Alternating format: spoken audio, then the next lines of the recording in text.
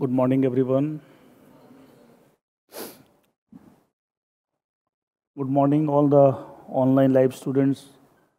बेटा जिनको कोई बच्चा जिनको नोट्स नहीं मिले सॉफ्ट कॉपी भी एक बार आप रवि जी से कांटेक्ट कर लीजिएगा, हमारे जो आईटी पर्सन है, एंड उनको आप मैसेज कर दीजिएगा तो वो आपको सॉफ्ट कॉपी प्रोवाइड कर देंगे आपके व्हाट्सएप पे। क्योंकि एक दो बच्चे लिख रहे थे कि साहब वो ग्रुप में नहीं है and they have not got the material, उनके लिए वो रवि जी को कांटेक्ट कर लीजिएगा। कल हम डिस्कस कर रहे थे the last class the rules और the principles of interpretation of statutes की स्टैचूट्स को इंटरप्रेट करने के क्या क्या रूल्स हैं, प्रिंसिपल्स हैं। एंड उसमें प्राइमरी रूल्स हमने स्टार्ट किया। तो प्राइमरी रूल्स में पहला रूल क्या डिस्कस किया था? Rule of literal construction. And I have told you that आप कोई भी लॉ के प्रोविजन की इंटरप्रिटेशन करें, सबसे पहले यही रूल अप्लाई करना है। और ये रूल क्या कहता है? This rule says that whatever the contents are there, the words, phrases, expression in the statute, we have to interpret it according to the literal meaning, dictionary meaning, popular meaning, day to day meaning. लेकिन मैंने बताया 3 situation में rule fail हो जाता है। कौन सी 3 situation है? पहला क्या है? If by applying this rule, the meaning which we have derived, that is the literal meaning, is going against the purpose of that particular provision of law, and उसके purpose के against जा रहा है। In that case, we'll ignore this rule and we'll move on to the which rule? Rule of reasonable construction, which says that if the literal legis, that is the letter of the law, is not clear, then do the interpretation according to the ratio legis, according to the purpose or objective of that particular provision of law. ये discuss किया था। Second case where this rule fails, second case कौन सा है? Where the literal meaning is absurd, illogical. अगर literal meaning absurd है, illogical, again we have to ignore this rule. Again we have to take the help of rule of reasonable construction. तीसरा क्या हमने पढ़ा था? अगर कोई वर्ड एक्सप्रेशन टेक्निकल सेंस में यूज हो रखा है, कैसे यूज हो रखा है? टेक्निकल। और ये मुझे कैसे पता लगेगा टेक्निकल सेंस में? ये उसकी डेफिनेशन वगैरह दे रखी है आपको in the statute itself. It means definition देने का मतलब ही कि it has been used by the legislature in the technical sense. तो ऑब्वियसली इन दैट केस हम डिक्शनरी में उसका क्या मतलब है, या हम डे टू डे लाइफ में उसका क्या मतलब समझते हैं, या ऑर्डिनरी मीनिंग क्या, उसे हमें नहीं लेना है। And we have to go by the technical meaning as defined under the statute itself, as defined under the statute itself. Clear है? तो 2 रूल हमारे साथ साथ हो गए थे, रूल ऑफ लिटरल कंस्ट्रक्शन, साथ में rule of reasonable construction. I move on to the third rule.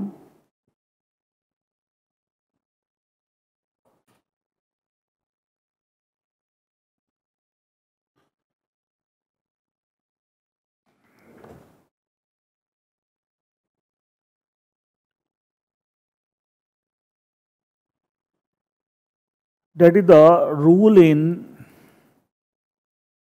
Hayden's case, or also called a mischief rule. Basically इसका नाम मिस्चीफ रूल है, लेकिन ये रूल पहली बार इस केस में अप्लाई किया गया था। दैट्स वाई ये भी हम बोलते हैं rule in Heydon's case, and otherwise the name is that is the mischief rule. अच्छा, मैंने आपको बताया हर रूल का मैं कॉन्टेक्स्ट बताऊंगा, सब कौन सा रूल किस कॉन्टेक्स्ट में अप्लाई करना, तो ये भी आपको ध्यान रखना है। तो पहले ही समझते हैं ये रूल किस कॉन्टेक्स्ट में अप्लाई करना है। Let's say there is some person A and he is doing certain things which he is not supposed to do as per law, but still he is doing, and because of which the rights of another person B are affected. कुछ भी गलत कर रहा है जो उसे नहीं करना चाहिए अकॉर्डिंग टू लॉ, लेकिन फिर भी कर रहा है, जिसकी वजह किसको परेशानी हो रही है? बी को परेशानी हो रही है। मैं एक एग्जाम्पल लेके समझा रहा हूँ आपको, ठीक है? फिर मैं एक्चुअल कंसेप्ट आ जाऊंगा, ठीक है? इसका मतलब कह सकता हूँ ए इज डूइंग सम मिस्चीफ, कोई गलत काम को करना क्या मिस्चीफ, ये सुनो। अच्छा, उस मिस्चीफ की वजह से किसको परेशानी हो रही है? बी को हो रही है। A is doing certain things which is not supposed to do as per law, it means he is doing mischief, and thereby whose rights are getting affected? Let's say right of some person B are getting affected. तो मान लिया इसके rights में bad effect आ रहा है। अच्छा, इस तरह की सिचुएशंस के लिए मान लिया कोई लॉ बना हुआ है, there is some provision of law. अच्छा, अगर इस तरह की सिचुएशन के लिए कोई लॉ बना हुआ है तो क्या वो लॉ इसके मिसचीफ को सप्रेस करने के लिए बना हुआ है? अलाउ करने के लिए, सप्रेस करने के लिए? अलाउड नहीं ना, वो मिसचीफ वर्ड लगे इसका गलत काम कर रहा है, मतलब you are doing mischief, you are doing something illegal. ये सुनो, तो मान लो कोई लॉ बना हुआ जो इस तरह के मिसचीफ को सप्रेस करने के लिए बना हुआ है, या ऐसे मिसचीफ को रोकने के लिए बना, एक ही बात है। अच्छा, अगर ए का मिसचीफ सप्रेस होता है तो क्या बी को रेमेडी मिलेगी? हाँ या ना? अच्छा, अभी ए के मिसचीफ से किसको परेशानी हो रही थी? बी को। And if you are able to suppress the mischief of A by applying some provisions of law, तो अल्टीमेटली क्या बी के राइट्स में जो बैड इफेक्ट आ रहा था क्या आएगा? इसका मतलब एक तरह से क्या है, रेमेडी कोई मेरे को परेशान कर रहा था अब नहीं करेगा, इसका मतलब क्या हुआ? That person is being protected and is getting the remedy, he is getting the remedy. तो मान लिया कोई लॉ का प्रोविजन है एंड उस प्रोविजन ऑफ लॉ का ऑब्जेक्टिव क्या है? उस प्रोविजन लॉ का ऑब्जेक्टिव है इस तरह के बंदे के मिसचीफ को सप्रेस करना और दूसरे को रेमेडी देना, दूसरे को रेमेडी देना। Let's say that is the objective of some provision of law. Clear है? अच्छा, इस तरह के लॉ के प्रोविजन जिसका ऐसा ऑब्जेक्टिव है, क्या ऑब्जेक्टिव है? To suppressing the mischief of one person and advancing और giving the remedy to the other person. एक बंदे के मिसचीफ को सप्रेस करना और उसका इंपैक्ट क्या होगा? दूसरे को रेमेडी प्रोवाइड करना और advancing the remedy to the other person. Let's say that is the objective of purpose of some provision of law. अच्छा, इसको भी जब इंटरप्रेट करोगे तो सबसे पहले कौन सा रूल लगाओगे? रूल ऑफ, वो तो मैंने बोला स्टैंडर्ड है, वो तो ठीक है। हमेशा कोई भी लॉ आप इंटरप्रेट करना सबसे पहले कौन लगाना है? Rule of literal construction. वो याद रखना, ये गड़बड़ नहीं करनी है, ये कल ही बताया था, आज भी। हमेशा सबसे स्टार्ट किसे करना है? Rule of literal construction. अच्छा, मान ली इस प्रोविजन ऑफ लॉ पे हमने रूल ऑफ लिटरल कंस्ट्रक्शन लगाया, उससे जो लिटरल मीनिंग आया वो अगर इसके मिसचीफ को सप्रेस कर पा रहा है और इसको रेमेडी दे पा रहा है, तो क्या मैं लिटरल रूल ही काम कर रहा है? हाँ या ना? मुझे कुछ भी और करने की जरूरत नहीं है, मैं लिटरल रूल ही अपने आप में सफिशिएंट इस पर्टिकुलर सिचुएशन में। लेकिन मान लिया इस प्रोविजन ऑफ लॉ को हमने इंटरप्रेट किया bye applying the rule of literal construction, उससे जो लिटरल मीनिंग डिराइव हुआ वो लिटरल मीनिंग से ए का मिसचीफ सप्रेस नहीं हो रहा है और बी को रेमेडी, दोनों इंटरकनेक्टेड है। इसका मिसचीफ नहीं सप्रेस हो रहा है, इसका मतलब क्या हुआ? B is not getting the, ये आज भी गलत काम कर रहा है और बी को क्या मिल रही है? बी को परेशानी हो रही है and B is not getting the remedy. इसका मतलब क्या, या लिटरल रूल पर्पस को अचीव कर पा रहा है या पर्पस के अगेंस्ट जा रहा है? पर्पस को अचीव नहीं कर पा रहा है एंड पर्पस को डिफीट कर रहा है। बिकॉज पर्पस क्या था इस प्रोविजन का? Suppressing the mischief of one person, advancing the remedy to the other. लेकिन ऐसा हो नहीं रहा है। हमने रूल ऑफ लिटरल कंस्ट्रक्शन लगाया, लेकिन उससे जो लिटरल मीनिंग आ रहा है, मैं सिर्फ एग्जांपल वगैरह सब दूंगा तो आपको एकदम क्लैरिटी आ जाएगी, ठीक है? पहले कंसेप्ट को समझिए, ठीक है? इसका मतलब क्या यहां भी कह सकते हैं लिटरल रूल फेल हो गया क्योंकि पर्पस नहीं अचीव कर पा रहा है, पर्पस को डिफीट कर, नहीं अचीव कर पा रहा है, डिफीट कर रहा है, एक ही बात है, या going against the literal meaning, going against the purpose.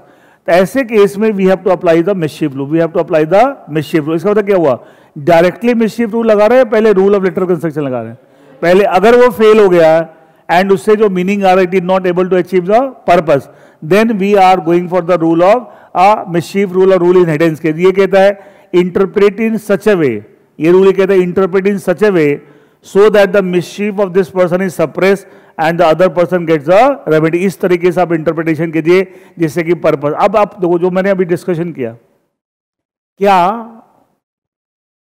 खुद बताना सोच के क्या आपको लग रहा है mischief rule is nothing but a type of reasonable rule?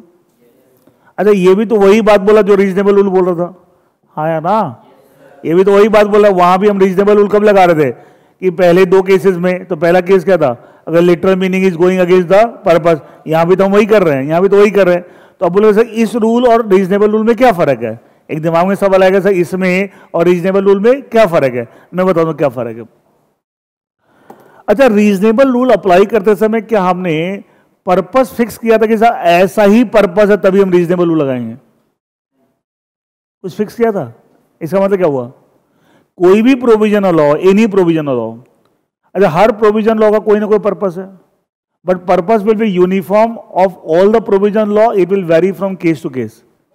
Very from purpose तो होगा बट पर्पस अलग अलग प्रोविजन लॉ का अलग अलग होगा। ये थोड़ी सबका एक जैसा पर्पस होता है। ये सुनो, ये सुनो, इसका मतलब आपको अगर कोई भी लॉ का प्रोविजन है उसको इंटरप्रेट करते समय पहले हमने रूल ऑफ लिटरल कंस्ट्रक्शन लगाना है, लेकिन जो लिटरल मीनिंग आ रहा है अगर पर्पस को अचीव नहीं कर रहा है तो हम क्या लगाते हैं, रूल ऑफ रीजनेबल कंस्ट्रक्शन। अच्छा, अगर पर्पस ये वाला ओनली दिस वन, अब वहां पे लिटरल रूल फेल हो गया, पर्पस को अचीव नहीं कर पा रहा है, तो हम क्या लगा रहे हैं, मिसशीफ। तो यहां भी तो हम, और ये मिसशीफ रूल भी क्या बोल रहा है, interpret it in such a way so that the purpose he achieve. यही बात तो रीजनेबल रूल भी बोल रहा है, हाँ या ना।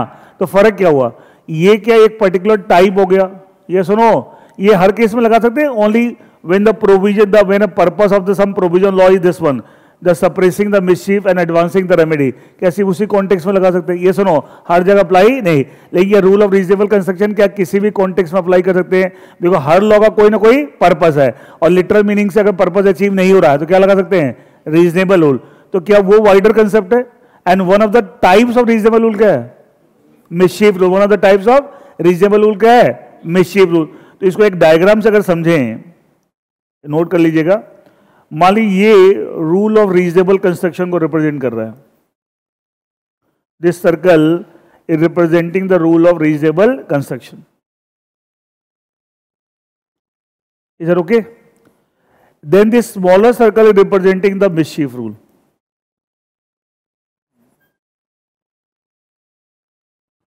This smaller circle representing the mischief rule. I think अब आपको और क्लियर हो गया होगा। अच्छा, mischief rule is a type of reasonable rule, इसका तो अल्टीमेटली हम रीजनेबल रूल ही लगा रहे हैं, लेकिन कह सकते हैं स्पेसिफिकली जब purpose is suppressing the mischief not any other purpose, और वहां पे हम रीजनेबल रूल लगा रहे हैं, हम रीजनेबल भी बोल सकते हैं इसको। अच्छा, पूरा का पूरा मिसशीफ किसमें कवर्ड है। अच्छा, ये मैंने दोनों सर्कल के अलग अलग बनाई है, smaller circle is a part of bigger. इसका मतलब आप ये भी तो कह सकते हैं कि जब मैं आपको मिसशीफ को सप्रेस करने वाली इंटरप्रिटेशन ले रहा हूं तो मैं रीजनेबल रूल लगा रहा हूं, उस रीजनेबल रूल का एक पर्टिकुलर नाम क्या दे दिया, मिसशीफ रूल, कैसे स्पेसिफिक नाम दे दिया, that is the mischief rule. Otherwise देखा जाए mischief rule nothing but a type of reasonable rule, type of reasonable. आपके सामने डायग्राम है, आया ना। अच्छा, क्या कह सकते हैं, रूल ऑफ रीजनेबल कंस्ट्रक्शन, आपने स्कूल में एक बायोलॉजी में कंसेप्ट पढ़ा होगा, genus and species. Genus means class, और उसके अंदर जो डिफरेंट चीजें फॉल करती है वो क्या होती है, स्पीसीज। तो क्या रूल ऑफ रीजनेबल कंस्ट्रक्शन इस तरह क्या है, genus, and mischief rule is the species, one of the things falling under the rule of reasonable construction. ये क्या है, स्पीसीज। ये तो समझ स्कूल में पढ़ा होगा, 10th तक तो देखो सबने पढ़ी है बायोलॉजी, ठीक है। अच्छा, बोलते हैं रेप्टाइल्स, ये जीनस है स्पीसीज है, जीनस है। अच्छा, उसमें स्नेक आता है, हाँ है ना, लेजर्ड्स आती हैं, ये सब क्या है, different species falling under the genus reptiles. तो रेप्टाइल्स जीनस है, और ये जो स्नेक है, लेजर्ड्स है, ये सब क्या है, स्पीसीज है, they are falling into that particular class, they are all reptiles. समझ आ रहा है, स्कूल में पढ़ा होगा आपने, जीनस स्पीसीज, ठीक है। तो ये एक क्लास हो गया, ठीक है, उसके अंदर आपको one of the example of that class क्या है, that is a mischief rule. And ये उस कॉन्टेक्स्ट में जहां पर्पस, पर्टिकुलर पर्पस है, एंड हर जगह मिसशीफ रूल नहीं लगा सकते, ठीक है, लेकिन रूल ऑफ रीजनेबल कंस्ट्रक्शन कहीं भी लगा सकते हैं जहां जहां लिटरल रूल से जो लिटरल मीनिंग आ रहा है पर्पस के अगेंस्ट जा रहा है। And in fact mischief rule is nothing but a type of reasonable rule, ये भी तो रीजनेबल रूल ही है। Is that clear. कैसे उसका एक अलग से भी नाम रख दिया है, स्पेसिफिक नाम दे दिया है, अदरवाइज वो भी रीजनेबल, वो भी क्या है, रीजनेबल। क्लियर है। और मैंने बोला पहली बार ये रूल, फर्स्ट टाइम ये रूल आपको एक हेडेंस केस में अप्लाई किया था, इसलिए इसको रूल इन हेडेंस केस भी बोलते हैं। क्या बोलते हैं, रूल इन हेडेंस केस भी बोलते हैं, because first time this rule has been applied in a very famous case called the Hayden's case. That's why this rule is also called as the rule in Hayden's case. Clear है, या मिसशीफ rule बोलते हैं। देखिए मैं इसका एक example देता हूं, you will get more clarity. देखिए, जो बच्चे ऑनलाइन लाइव है, सब बच्चे समझ पा रहे हैं प्रॉपरली, आवाज वगैरह आ रही है। देखिए, एक section 452 of companies act,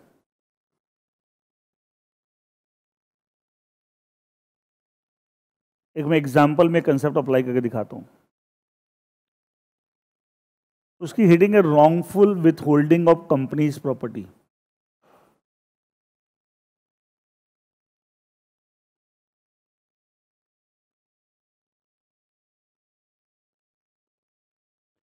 wrongful withholding of company's property.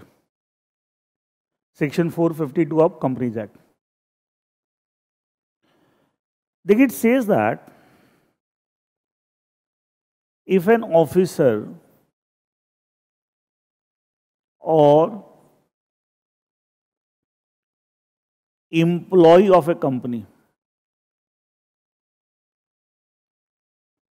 if an officer or employee of a company wrongfully obtains the possession of property या wrongfully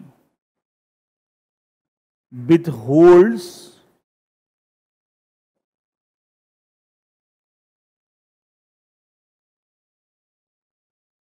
the possession of company's property, then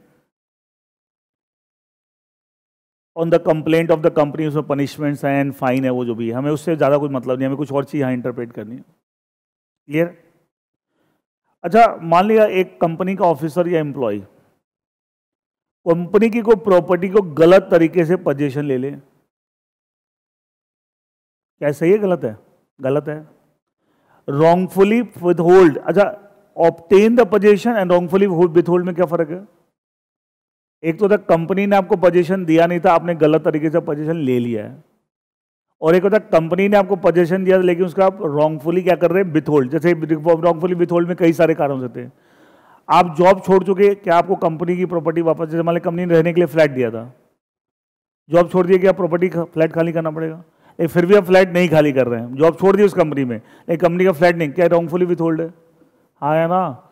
ठीक है, तो इस तरह की चीज कर रहे हैं। अच्छा बताइए, यहां पे जो गलत तरीके से कंपनी की प्रॉपर्टी का पोजीशन ले रहा है या गलत तरीके से उसका विथहोल्ड कर रहा है, क्या वो मिसशीफ कर रहा है? हाँ है ना? अच्छा, who is getting affected? Company is getting affected. तो जैसे एग्जांपल लेते हैं, मान लिया एक कंपनी एक्स लिमिटेड और ये उसका एक ऑफिसर एम्प्लॉई है, वो अगर ऐसा कर रहा है, इसका तो ये मिसशीफ कर रहा है। हाँ है ना? और किसके राइट्स अफेक्ट हो रहे हैं? कंपनी के राइट्स अफेक्ट, कंपनी की प्रॉपर्टी फंस गई। ये सुनो, अच्छा इस तरह की सिचुएशन के लिए क्या सेक्शन 452 बना हुआ है, जो बोला अगर कोई ऑफिसर एम्प्लॉय ऐसा करता है तो कंपनी कंप्लेन कर सकती है, कोर्ट में केस कर सकती है, एंड देन इस ऑफिसर को प्रॉपर्टी खाली करनी पड़ेगी, प्लस पेनल्टी भी लगी एंड ऑल दैट, वो सारी चीजें। तो क्या है सेक्शन 452 का पर्पस क्या है? Suppressing the mischief of officer employee, advancing the remedy to the, कोई एग्जाम्पल मुझे ऐसा ही देना पड़ेगा ना जो इस कॉन्टेक्स्ट में फिट हो, जो रूल हम अप्लाई कर रहे हैं। ये सुनो, तो what is the purpose of this provision of law? Suppressing the mischief of one person and advancing the remedy. And who is that one person? This officer employee, and advancing the remedy to whom? To the company. किसको remedy देना? Company को remedy provide. That is the objective of section 452. Clear है? अच्छा, 452 बना इसके लिए, लेकिन industry में एक प्रॉब्लम होने लगी। कई लोग क्या करते थे, जैसे मान लें ए है, एक्स लिमिटेड का एम्प्लॉई है, कंपनी ने इसको रहने के लिए कोई फ्लैट दिया, let's say he is getting a salary of somewhere 50,000 rupees per month, और कंपनी ने कोई फ्लैट दिया। अगर आप दिल्ली जैसे शहर की अगर बात करें तो कोई फ्लैट कितना भी कुछ होगा, 2 BHK भी होगा तो कौन सा 80-90 लाख 1 करोड़ रुपए से कम का होगा। अब 50,000 की सैलरी है लेकिन 1 करोड़ का फ्लैट कंपनी ने उसको रहने के लिए दे रखा है, 2 BHK कोई फ्लैट है। अब एक मन में कोई बेईमानी, और ये मैं ऐसे नहीं बता रहा, एक्चुअली ऐसे केस बहुत सारे होने लगे थे इंडस्ट्री में। उसके मन में बेईमानी है कि साहब यहाँ जॉब छोड़ देते हैं, कहीं और जॉब ले लेंगे, ठीक है, 50 की नहीं 45 की मिल जाएगी, 50 की मिल जाएगी, जो भी है थोड़ा बहुत ऊपर नीचे, और फ्लैट खाली नहीं करते हैं, इस पर कब्जा करके बैठ जाते हैं। अच्छा, अब जब ऐसा कोई मान लीजिए ए ऐसा करता है, A resigns from this company but still not vacating the flat, तो क्या 452 का इस्तेमाल कंपनी इसके अगेंस्ट कर सकती है? हाँ है ना? अब इस तरह के केसेस जब इंडस्ट्री में होने लगे, तो मैं एक्चुअली बता रहा हूँ, एक्चुअली ऐसे प्रॉब्लम थी इंडस्ट्री में। ये बंदे के अगेंस्ट जब कंपनी आपको 452 इस्तेमाल करना चाहती थी, तो ये बंदा बोलता था साहब मैं तो आपका ऑफिसर एम्प्लॉय हुई नहीं। सेक्शन की लैंग्वेज क्या बोलती है? इफ एन ऑफिसर और एम्प्लॉय ऑफ ए कंपनी। अरे सबसे पहले क्या डायरेक्टली मिसचिफ रूल लगाओगे या लिटरल? लिटरल। तो लिटरल की ऑफिसर एम्प्लॉय बोलता था I am no more officer employee, I have already resigned. मैं तो आपको officer employee, and you can't use section 452 against me. ये सुनो, अब क्या हुआ, यहां पे हमने लिटरल लगाया, लेकिन जिस जो पर्पस इस सेक्शन के पीछे था, क्या वो लिटरल मीनिंग पर्पस अचीव कर पा रहा है? नहीं। तो ऐसे बहुत सारे इश्यूज आपकी इंडस्ट्री में होने लगे। फाइनली क्या हुआ, एक केस पहुंचा सुप्रीम कोर्ट में। केस का नाम है बलदेव कृष्ण शाही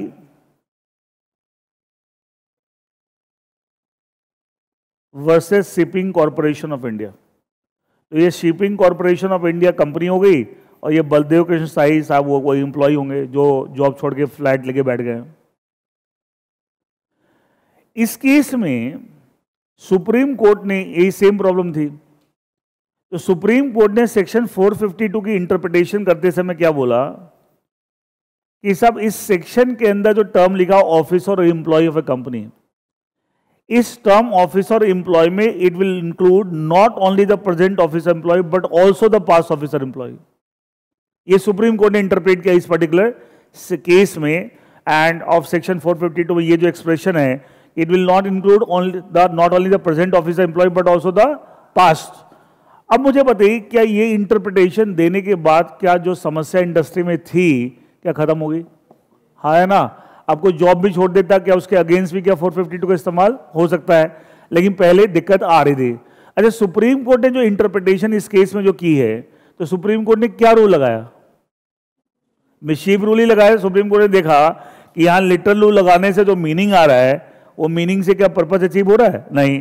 तो सुप्रीम कोर्ट ने क्या किया, बोला interpreted in such a way so that the mischief of the such officer employee suppress and company gets the remedy.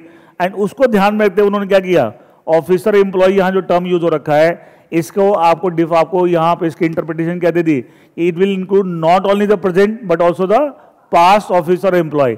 अच्छा, ऐसा करके क्या इंडस्ट्री में जो गलत काम हो रहे थे एंड पर्पस अचीव नहीं हो, क्या उसको रोक दिया, उसको क्या कर दिया, रोक दिया, and there the purpose is achieve the. इसलिए बोलते अच्छा, अब जैसे ये केस है, क्या इस केस ने एक इंडस्ट्री में एक रॉन्ग प्रैक्टिस जो डेवलप हो गई थी कि बहुत लोग करने लगे थे, ठीक है। अच्छा, कोई भी केस डायरेक्टली सुप्रीम कोर्ट बहुत टाइम के बाद कोई केस है, बहुत दिन बाद, तो क्या ऐसे केस मतलब लैंडमार्क केस, मतलब अपने आप में इसके बाद एक गलत चीज रुक गई।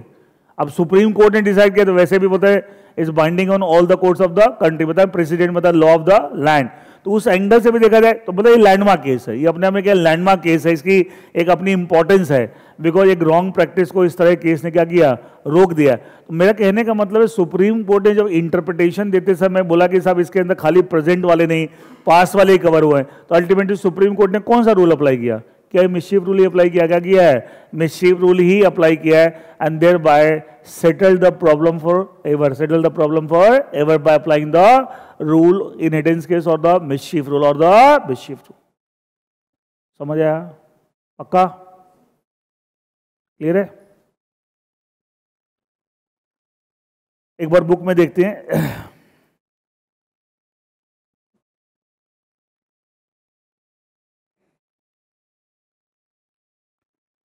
The rule in Heydon's case और मिसचीफ रूल देखिए, the number of laws are made to cure a mischief, cure a mischief, suppressing the mischief, एक ही बात है।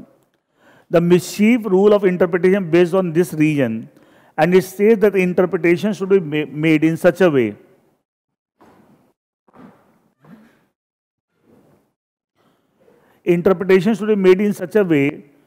that it is able to cure that mischief for which the law has been made. Cure the mischief, suppress the mischief, एक ही बात है। Thus law should be interpreted in such a way so that it suppresses the mischief and advances the remedy. एक का mischief suppress हो और दूसरे को क्या मिले, remedy मिले। Is that clear? Now, it may be noted that mischief rule is applicable only when a particular rule is ambiguous.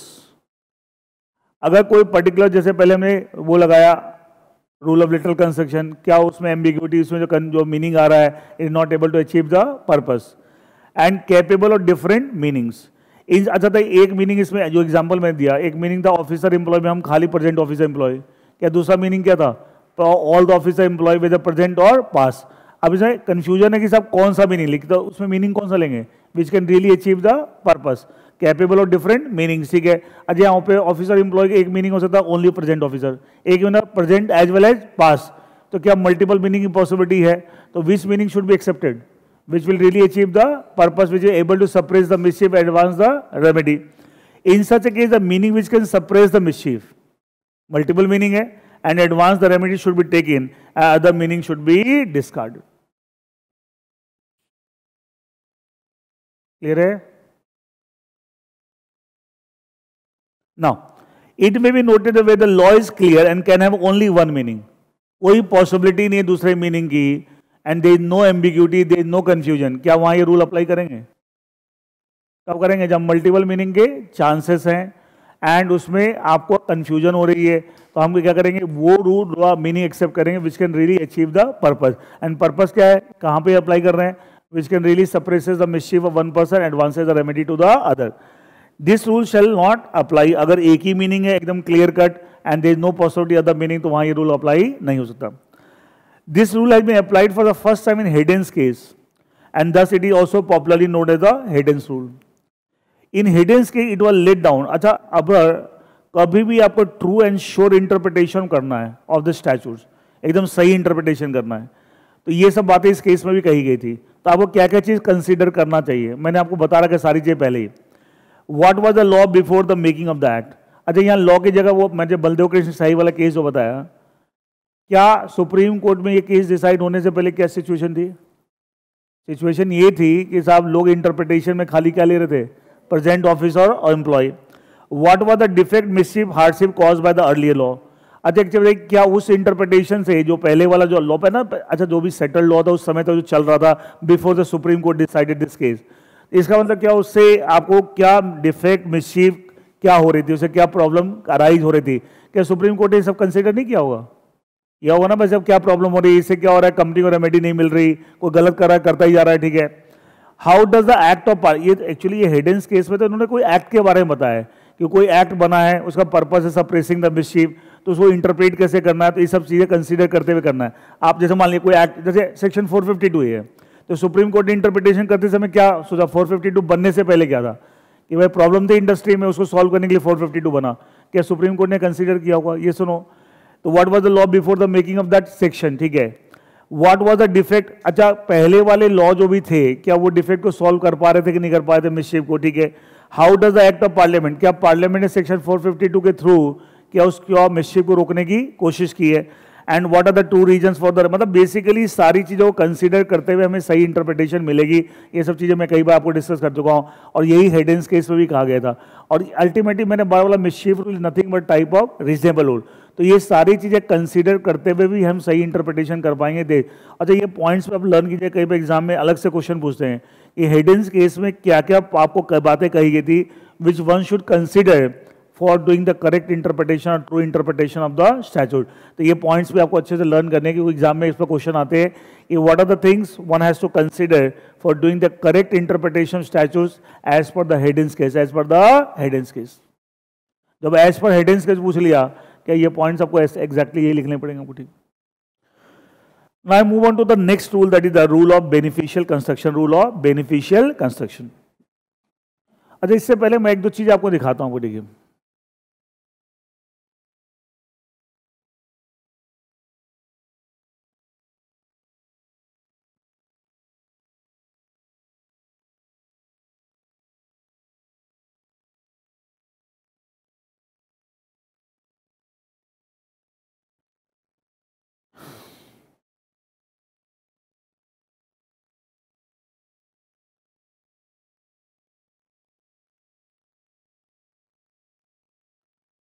ये कल जो डिस्कशन किया था और आज अभी जो डिस्कस किया है उसके जो एग्जाम्पल मैंने दिए दो, ये आपके सामने है.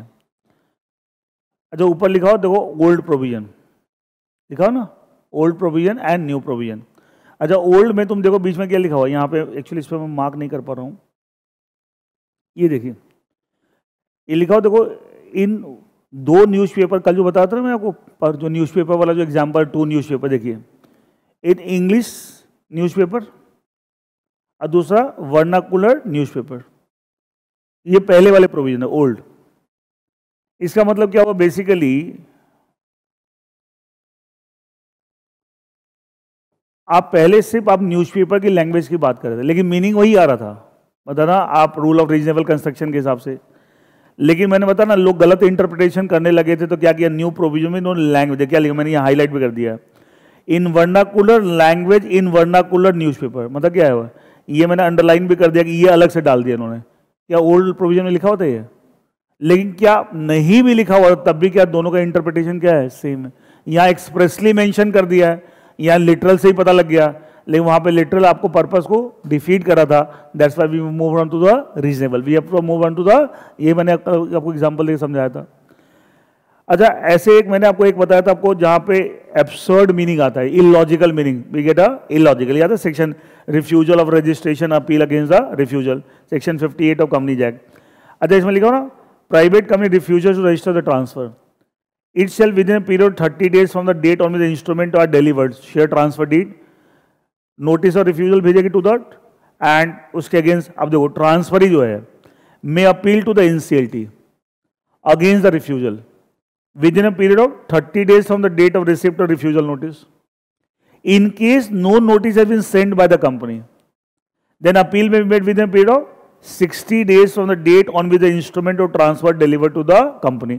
अच्छा, ये जो अंडरलाइन लास्ट में किया हुआ, with in 60 days from the date the transferee had delivered the share transfer deed to the company. इसका अगर लिटरल इंटरप्रिटेशन करें तो वहां से 60 दिन में कभी भी अप्लाई कर सकता है, बट क्या वो लॉजिकल इंटरप्रिटेशन है? तो मतलब उसके 60 दिन के अंदर, but after the expiry of first 30 day, first wait for 30 days, if the company registered the shares in your name, बात ही खत्म हो गई। If the company refuses and company sends the notice of refusal, फिर वहां से 30 day appeal, and 30 days बीत गए, ना कंपनी ने रजिस्टर किया, ना कंपनी ने नोटिस ऑफ रिफ्यूजल भेजा, now you can make an appeal against the, मान के चलो कि कंपनी ने मना कर दिया, and now you can make an appeal after the expiry of 30 days, but in total 60 days from the date you have applied. अब ये सब चीजें लिखी भी नहीं कि after the expiry of first 30 day, लेकिन क्या हमने rule of reasonable construction apply करके मीनिंग आपको निकाल लिया। Is that clear? ऐसे में एक आपको बताता सर, टेक्निकल सेंस में कोई टर्म जो देखो, ये मैनेजर, मैनेजर की डिफरेंस सेक्शन 2 क्लॉज 53। अब एक चीज देखो, मैनेजर का मतलब who has the management of the whole of the affairs. अच्छा, एक कंपनी के होल ऑफ द अफेयर्स का मैनेजमेंट एक बंदे को दे दिया, इसका मतलब क्या दूसरा बंदा हो सकता है क्या? इसी से डिराइव क्या हुआ, ये लिखा ना, since the manager the management of the whole of the company can have only one manager at a time. ठीक है, इसकी इंटरप्रिटेशन यहां से निकल के आई है। अच्छा, ये सब चीजें मैं क्यों कर रहा हूं, क्योंकि टेक्निकली सेक्शन 2 क्लॉज 53 में मैनेजर को डिफाइन किया हुआ है। अच्छा, अगर ये डिफाइन नहीं किया तो हम क्या करते, ऑर्डनरी मीनिंग लेते, डिक्शनरी मीनिंग, वो तो कोई बहुत सीनियर पोजीशन नहीं होती है। तो इसका मतलब जब डिफाइन किया हुआ है तो मैं यहाँ पे ऑर्डनरी सेंस में जो मैनेजर समझते हैं वो मीनिंग मुझे नहीं लेना चाहिए, I should take the technical meaning जो कि सेक्शन 2 क्लॉज 53 में दे रखा है। आया ना? अच्छा, अभी जो मैंने आपको एग्जाम्पल दिया था मिसचीफ रूल का, यही केस था, prevention for wrongful withholding of company पर सेक्शन 452 एंड ऑफिसर एम्प्लॉय, ये लिखा था मैंने, officer employee company and all that. ठीक है, ये केस है Baldev Krishna Sai versus shipping corporation of India. तो इसकी इंटरप्रिटेशन सुप्रीम कोर्ट ने इस केस में दी थी कि officer employee will include not only the present but also the past, and thereby जो गलत चल रहा था उसको रोका, एंड आगे से आपको इस तरह गलत प्रैक्टिस ना चले, and purpose is achieve, purpose is achieve. Any doubt? Clear है? ये मटेरियल भी बोलोगे तो मैं गूगल ड्राइव पे आपके उसमें शेयर करवा दूंगा, ठीक है, कि वहां पे भी आप देख सकते हैं। वैसे दवाई में सब समझा दिया, ठीक है।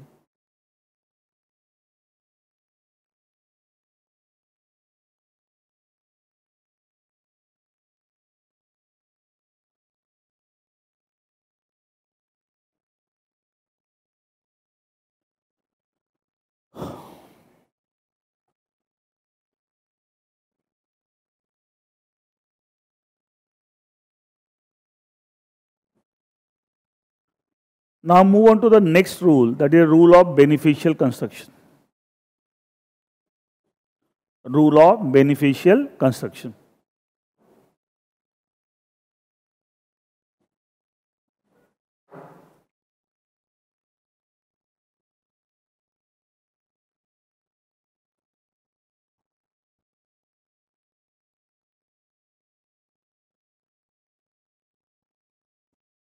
Rule of beneficial construction. Let's say, अब इसका भी कॉन्टेक्स्ट समझिए, किस कॉन्टेक्स्ट में रूल लगाना है, in which context we have to apply this particular rule. मान लिया there is some provision of law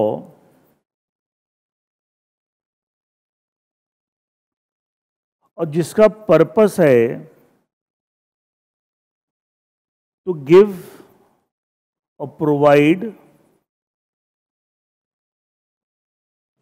certain benefits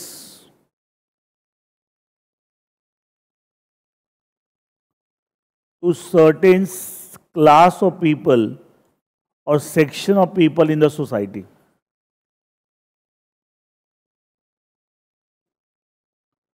मतलब समाज के किसी हिस्से के लोग को कुछ बेनिफिट प्रोवाइड करने के लिए वो लॉ का प्रोविजन बना है। मान लो ऐसा पर्पस है। अच्छा, पहली बात बताओ, कोई ऐसा लॉ बना है जिसका पर्पस है to give some kind of benefit to certain section of the people in the society, तो उसका कोई ना कोई लॉजिक हो क्यों ऐसा लॉ बना, है ना। अच्छा, अगर हम कई बार देखते हैं कि समाज में कुछ ऐसे लोग हैं, ऐसे class of people are there who have not been treated fairly in the past, मतलब उनके साथ समाज ने फेयर ट्रीटमेंट पास्ट में नहीं किया है। They have been put to the some kind of injustice, उनके अगेंस्ट एट्रोसिटीज, अत्याचार हुए हैं, ठीक है, ऐसी बहुत सारी चीजें समाज में उनके अगेंस्ट हुई है। अच्छा, उसकी वजह से क्या वो कम्युनिटी, वो सेक्शन ऑफ द पीपल क्या पीछे रह गए होंगे? हाँ, है ना। ये तो समझते हो कि अगर किसी के साथ बार बार अत्याचार हो, बार बार क्या होगा, वो कॉन्फिडेंस सब कुछ क्या होता है, डाउन। एक ना, एक मैं भूल रहा हूँ, वर्ल्ड में ना एक कोई जगह है, वो बोलते हैं कि वो ना किसी पेड़ को काटना है, वो जंगल टाइप का एरिया, ट्राइबल एरिया है, वो काटते नहीं है। बोलो सारे ट्राइब के जो लोग इकट्ठे हो जाते हैं, उस पेड़ को खूब गालियां निकालते हैं, मतलब कर्ज करते हैं। बोला 5-7-10 दिन के अंदर पेड़ अपने आप टूट गिर जाता है। कहने का मतलब क्या है कि आप अगर किसी के अगेंस्ट गलत करोगे ना, तो उस पर बैड इफेक्ट, उस पर बहुत कुछ पड़ता है। अच्छा, रोज उनके साथ अत्याचार हुआ तो धीरे क्या होगा, उनको लगेगा सर हम तो क्या समाज में सहने के लिए हैं, ये सुनो। अब धीरे धीरे उस कम्युनिटी के लोग क्या होता है, धीरे धीरे कमजोर हो जाते हैं, physically, mentally, emotionally, confidence lose हो जाता है, तो क्या वो ग्रो कर पाते हैं? तो एक्चुअली के समाज में ऐसे बहुत सारी चीजें हैं और जहाँ पे उन क्लास ऑफ पीपल के साथ फेयर ट्रीटमेंट नहीं हुआ है, उनके साथ फेयर ट्रीटमेंट नहीं हुआ है। अच्छा, फेयर ट्रीटमेंट नहीं हुआ, दैट्स वाई वो लेगार्ड से वो समाज में पिछड़ गए हैं, वो आगे नहीं आ पा रहे हैं। एक सेंस से समझो मेन स्ट्रीम, मुख्य धारा। अच्छा, अगर रियली कंट्री की इकोनॉमी की डेवलपमेंट चाहिए तो क्या समाज के सभी लोग को मेन स्ट्रीम में जोड़ना पड़ेगा? हाँ, है ना। अच्छा, हम बोलते हैं, ये बात छोटी बात होता है, हम समझने की कोशिश करें, सब चीज़ भी समझने की चाहिए। देखिए क्या है, आज हम कई बार देखते हैं इंडिया में कुछ बड़े शहर लाइक दिल्ली है, मुंबई है, बड़े शहर, यहाँ पे हमारे पास हर वो चीज़ है वर्ल्ड में कहीं पे भी कुछ भी लो। आज दिल्ली में या मुंबई में ऐसी कोई भी चीज़ नहीं है जो वर्ल्ड में कहीं मिले, यहाँ नहीं है, सब कुछ है यहाँ पे। अच्छा, पहले होता ना लोग वो ट्रीटमेंट के लिए बाहर जाते थे, अब धीरे धीरे खत्म हो गया। दिल्ली मुंबई के अंदर we have the hospital, we have the world class facilities आती है। अगर पूरे वर्ल्ड में वो मेडिकल फैसिलिटी कहीं भी है तो दिल्ली में भी है, मुंबई भी। तो अब वो कंसेप्ट खत्म हो गया कि बाहर जा रहे हैं जी ट्रीटमेंट कराने, होता ना पैसे वाले लोग, ठीक है, वो अलग बात है। आज भी कई लोग को शौक होता है भैया तू जा, बोला, लेकिन फैसिलिटी की कमी नहीं है आज। अच्छा, किसी जमाने में था, लेकिन ऑन द अदर हैंड अब इंडिया में ऐसी ऐसी जगह है जहाँ पे बेसिक मेडिकल फैसिलिटी भी नहीं है ना। इसका मतलब क्या हुआ, क्या ये कंप्लीट ऑलराउंड डेवलपमेंट हो रहा है? क्या नहीं हो रहा है। ये बहुत बहुत इसको क्रिटिसिज्म है, इसके अंदर गैप बहुत ज़्यादा है, गड़बड़ है। एटलीस्ट बेसिक चीज़ें तो सब जगह होनी चाहिए ना, वो बेसिक चीज़ नहीं होती। ऐसे चली जाओगे गवर्नमेंट हॉस्पिटल छोटे छोटे शहरों में साहब, जहाँ पे ठीक से कुछ आपको इवन, अच्छा एक बेसिक चीज़ होता ना कि साहब हॉस्पिटल है तो there should be stretcher, there should be bed, there should be saline water, ये सुनो, वो सब तक अवेलेबल नहीं होता। एक तरफ ये भी हालत है। इसका मतलब क्या, ये कंप्लीट हम सारी मुख्य धारा से चीज़ें कहाँ जोड़ पा रहे हैं? कुछ चीज़ों को तो हमने बना दिया साहब, यार न्यूयॉर्क से हम कम नहीं है, लंदन से कम नहीं है, और कुछ चीज़ें हम क्या अभी भी हम जंगल में बैठे हुए हैं। ये बहुत क्रिटिसिज्म है इसका कि ये सही तरीका नहीं है डेवलपमेंट का, is not a right way of development. तो देखो समाज में ना किसी का, लेकिन एक बताओ, समाज में एटलीस्ट इतना तो होना चाहिए ना कि हर व्यक्ति के पास खाने को रोटी हो, पहने को कपड़े हो और सर पे छत हो। ये सुनो, लेकिन आज दिल्ली जैसे शहर में तुम देखते हो रात को घूमने निकल जाओ, कितने लोग रोड पे सोए होते हैं? हाँ या ना, कितने लोग रोड पे सोए होते हैं? इसका मतलब क्या हुआ, काहे की डेवलपमेंट? लोग कूदते तो बहुत हैं, पॉलिटिशियन बहुत कूदते हैं। अगर ध्यान से देखो ना, हम गड़बड़ है, हम कहीं ना कहीं हमारी कंट्री की डेवलपमेंट सही ढंग से नहीं चल रही है। बेसिक नीड्स तो देखो, बाकी तो अनाप शनाप किसी कुछ भी हो जाए, एटलीस्ट बेसिक नीड्स तो सबकी पूरी होनी चाहिए ना।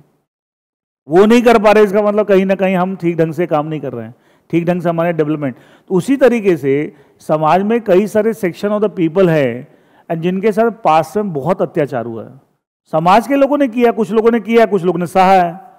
अच्छा, जिनके अगेंस्ट अत्याचार हुए, they have not been given the fair treatment in the past and they have put to lot of injustice and all that, ठीक है।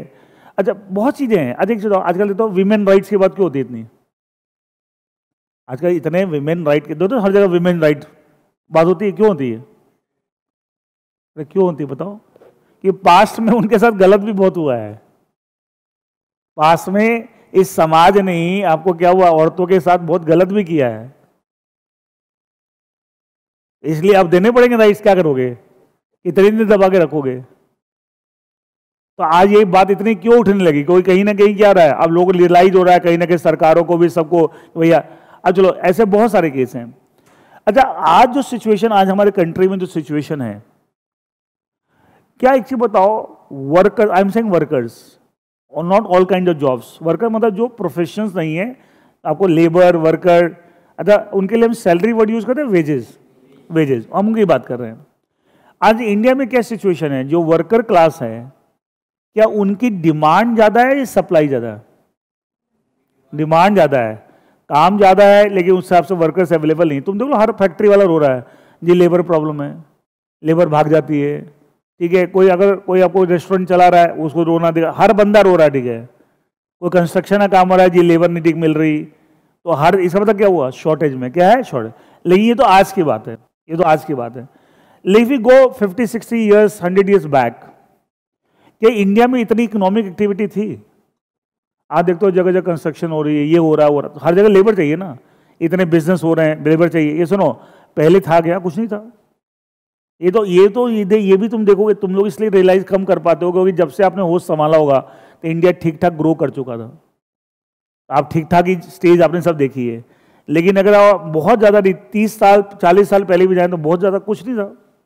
और 91 के बाद बता ना, पॉलिसी ऑफ लिबरलाइजेशन, उसके बाद चीजें बहुत ड्रेस्टिकली चेंज हुई है, धीरे धीरे बहुत चेंज हुई है, ठीक है। एंड कितने, मतलब कई बार मैं बच्चों की एग्जाम्पल उनको सुन के हैरानी होती है। मतलब इंडिया में एक समय ऐसा भी था, और मैं बहुत पुरानी बात नहीं बोल रहा हूँ, ठीक है, may be somewhere 40 years back, घर में एक रेडियो रखने के लिए सरकार से लाइसेंस लेना पड़ता था। सुन के हंसी आती है ना, मतलब घर में एक रेडियो रखने के लिए आपको सरकार से लाइसेंस लेना पड़ता था। कितनी अजीब सी बात लगती है। और आज देखो, एक साइकिल का भी लाइसेंस होता था। सोचिए हम कहाँ पे हैं अब, ठीक है, और क्या थे हम, ठीक है। अब क्योंकि वो चीजें आपने कभी देखी नहीं तो आपको लगता है हमेशा से इंडिया ऐसे था, ऐसा नहीं है, ड्रास्टिक चेंज आया है। एक बजाज का स्कूटर आता ना, हम बजाज ने स्कूटर बंद ही कर दिया है, लेकिन पहले एक बजाज का स्कूटर आता था ना। अच्छा, बजाज का फेमस ही उसी होता, बाद में ना बाइक और ये सब चीज निकालना शुरू कर दिया, बट पहले तो स्कूटर ही बजाज स्कूटर होता, हमारा बजाज ऐड आता था, ठीक है। मतलब ये स्थिति थी इंडिया में, प्रोडक्शन इतना कम था, मतलब टू व्हीलर्स बनते ही नहीं थे। तो कोई अगर स्कूटर बुक कराता था तो उसको आपको 6-6 साल बाद स्कूटर मिलता था, ये हालत है। और आज जेब में पैसे हो तो एक साथ 50 खरीद लो। अच्छा, वो लोग इतने ऐड देते हैं, ये फलाना स्कीम, ये फेस्टिव ऑफर, ये इसका, अच्छा ये किसका कैरेक्टरिस्टिक है? प्रोडक्शन ज़्यादा है, कंजम्पशन क्या है, तभी तो ऐड इतनी आ रही है। अगर मान लिया उनका बिना ऐड दिए माल बिक रहा है, वो क्यों ऐड देगा? ऐड पे भी खर्चा है। तो कितना फर्क है, मतलब जमीन आसमान। मुझे यार लोग बोलते थे पहले, आज हमारे स्कूटर आया, हमने नंबर लगाया था 5 साल पहले, ठीक है, मोहल्ले में मिठाई बांटते थे। आज कोई ऐसा करे तो पागल लगेगा वो।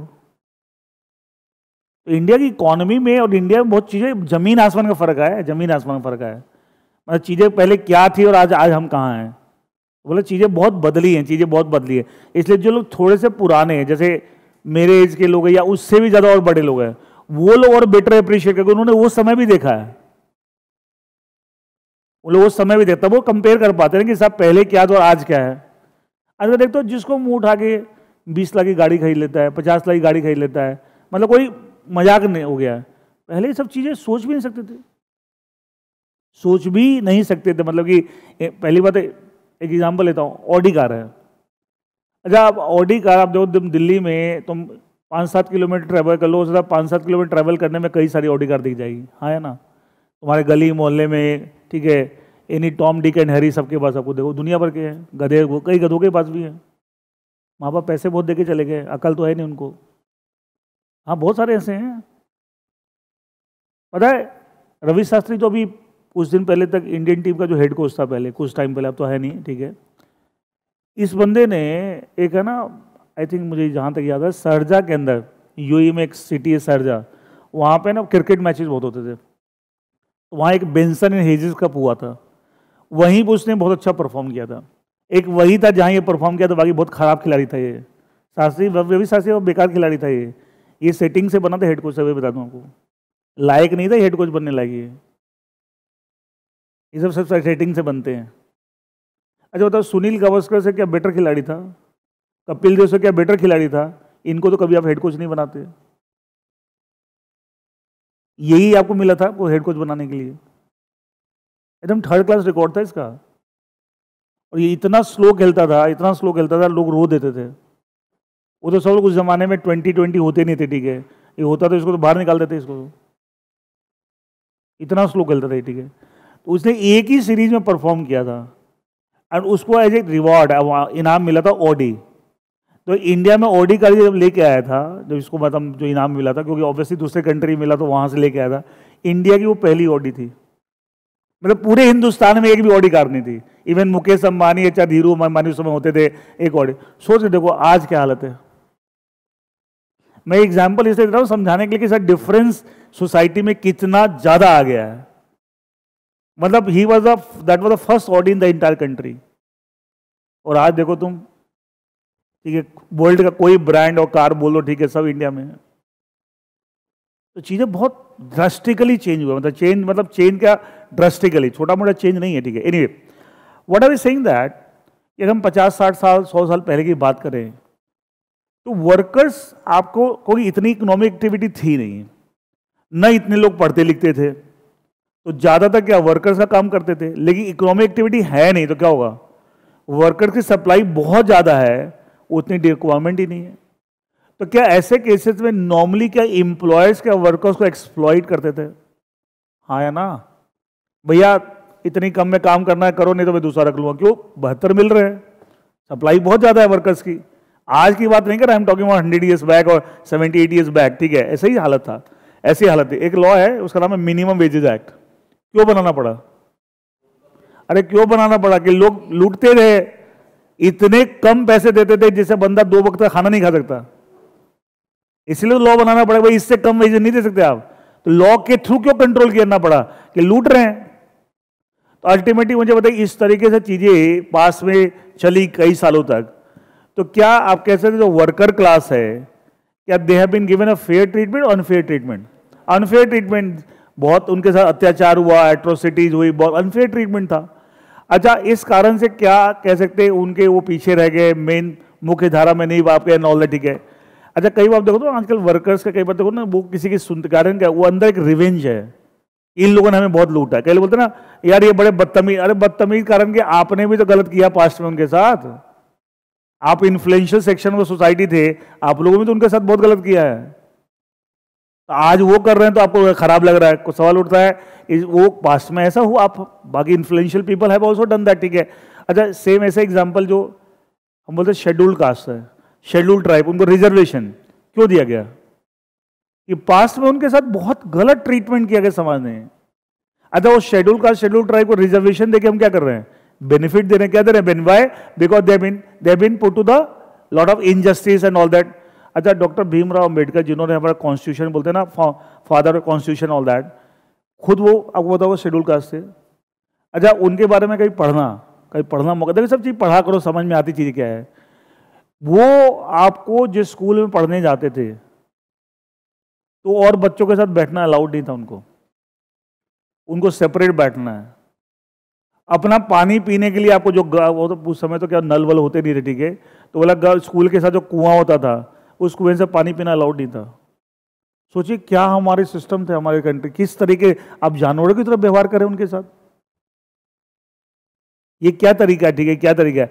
और वो बोला कि वो पढ़ने तो इसलिए चले गए शेड्यूल कास्ट हो गए कि उनके फादर साहब कुछ इन्फ्लुएंशियल पोजीशन में थे, कि गवर्नमेंट जॉब वगैरह में थे, नहीं तो मतलब उनके पूरे स्कूल के अंदर एक भी शेड्यूल कास्ट नहीं था। He was the only one. वो तो उनका डिटर्मिनेशन था। वही बंदा सोच के देखिए बाद में जाके double PhD in law, one from London, some other from some other, and इतना वर्ल्ड का मतलब बोलते जब इनको हेड क्यों बनाया गया था। अब बोलते हमारा देश आज़ाद जब होने वाला था तो कॉन्स्टिट्यूंट असेंबली बनी थी 1946 में, एंड 1940 उस कॉन्स्टिट्यूंट असेंबली का काम ये दिया गया था टू ड्राफ्ट द कॉन्स्टिट्यूशन। उन्होंने था कि इंडिया आज़ाद होने वाला अपना, तो उस कॉन्स्टिट्यूशन असेंबली का हिंदुस्तान में इतने लीडर्स थे, इन्हीं को हेड क्यों बनाया गया। तो महात्मा गांधी का भी स्टेटमेंट था कि पूरे हिंदुस्तान में इससे ज्यादा नॉलेज ऑफ द कॉन्स्टिट्यूशन पूरे वर्ल्ड में किसी को नहीं है। अब सोचो वही बंदा कहां से कहां पहुंच गया, ठीक है, लेकिन सोचिए समाज कैसे बिहेव कर रहा है, समाज किस तरीके से बिहेव कर रहा है अगेंस्ट। तो ऐसे बहुत सारे एग्जाम्पल मिल जाएंगे। शेड्यूल का मैं हमेशा बोलता हूं, आज समझना ना आज क्या हो रहा है। कई लोग बोलते हैं रिजर्वेशन गलत है। अरे भाई तुम उस चीज को समझ नहीं पा रहे हो कि पास्ट में क्या हुआ था, खाली तुम आज देख रहे हो, तुम आज देख रहे हो, उनके साथ पास्ट में क्या होता। हाँ हमेशा उनको प्रमोट करना पड़ेगा, कोई ना कोई इलाज। हाँ प्रमोशन के तरीके अलग अलग हो सकते हैं, एक नया तरीका रिजर्वेशन ले रखा है। मेरी सोच है कि रिजर्वेशन की जगह कुछ और तरीके से उनको प्रमोट करना चाहिए, नॉट थ्रू द रिजर्वेशन, जो मेरी अपनी समझ है, ठीक है, लेकिन प्रमोट तो करना पड़ेगा उनको। आपको कोई समाज ने उनके साथ गलत पहले किया। तो वैसे worker class, let us take our discussion to the worker class. ऐसे बहुत सारे एग्जांपल्स होते हैं। Lot of people are there in the society who have not given the fair treatment in the past. अच्छा मान लीजिए कोई लॉ का प्रोविजन है जो उनको प्रोटेक्ट, उनको बेनिफिट देने के लिए बना हुआ है। अब जितने भी लेबर लॉज हैं, कोई भी आप लेबर लॉज पढ़ लीजिए, चाहे वो फैक्ट्रीज एक्ट है, ठीक है, चाहे वो एम्प्लॉयज कंपनसेशन एक्ट है, चाहे कोई भी इंडस्ट्रियल डिस्प्यूट्स एक्ट है, जितने भी payment of bonus act is है, payment of gratuity act is है, सब लेबर लॉज हैं। जितने भी लेबर लॉज हैं, अच्छा उनका ऑब्जेक्टिव क्या था, to provide some benefit to the worker class, to provide some benefit to the worker class, that's the purpose. अब मान लिया हम उस कोई लेबर लॉज की इंटरप्रिटेशन कर रहे हैं, सबसे पहले कौन सा रूल लगाएंगे, rule of reasonable construction, rule of reasonable sorry rule of literal construction, sorry rule of literal construction. अच्छा उससे जो लिटरल मीनिंग आ रहा है, अगर वो रियली उसको बेनिफिट पहुंचा रहा है, इसका तो मैं लिटरल रूल सफिशिएंट है, कुछ करने की जरूरत नहीं है। लेकिन अगर लिटरल मीनिंग जो आ रहा है वो बेनिफिट नहीं पहुंचा पा रहा है, तो इस केस में या पर्पस अचीव नहीं कर पा रहा है, तो should I stick to literal और should I move on, move on. And उस केस में मैं कौन सा रूल लगाना, रूल ऑफ बेनिफिशियल कंस्ट्रक्शन। मतलब क्या हुआ, और ये रूल क्या कहता है, interpreted in such a way so that even by the letter of the law उनको बेनिफिट नहीं मिल रहा है, but by spirit of law उनको बेनिफिट दो। एंड आप ऐसे इंटरप्रिटेशन कीजिए जिससे उनको बेनिफिट मिले, जिस पर्पस के लिए लॉ का प्रोविजन बनाया गया। फिर अगेन मुझे बताइए इस डिस्कशन के बाद क्या पता लगा, रूल ऑफ बेनिफिशियल कंस्ट्रक्शन लगाते किसी कॉन्टेक्स्ट में जो मैंने बताया, लेकिन क्या ये भी टाइप ऑफ रीजनेबल रूल है, ये भी तो पर्पस की बात कर रहा है कि अगर पर्पस ये है और लिटरल मीनिंग ये पर्पस अचीव नहीं कर पा रहा है, तो क्या कीजिए, रूल ऑफ बेनिफिशियल कंस्ट्रक्शन लगाइए। अब वो ये रूल क्या कहता है, interpreted in such a way so that the benefits are actually provided to that class of people for whom that law has been made। इसका मतलब अल्टीमेटली क्या ये भी तो वही बात कर रहा है जो रीजनेबल रूल कह रहा है, यस नो, इट मींस कह सकते हैं beneficial the construction, rule of beneficial construction is also type of reasonable rule. It means अलग अलग कॉन्टेक्स्ट में अलग अलग केस दे दिए। अब देखो ये अगर कह सकते हैं, ये अगर रूल ऑफ रीजनेबल कंस्ट्रक्शन को रिप्रेजेंट कर रहा है,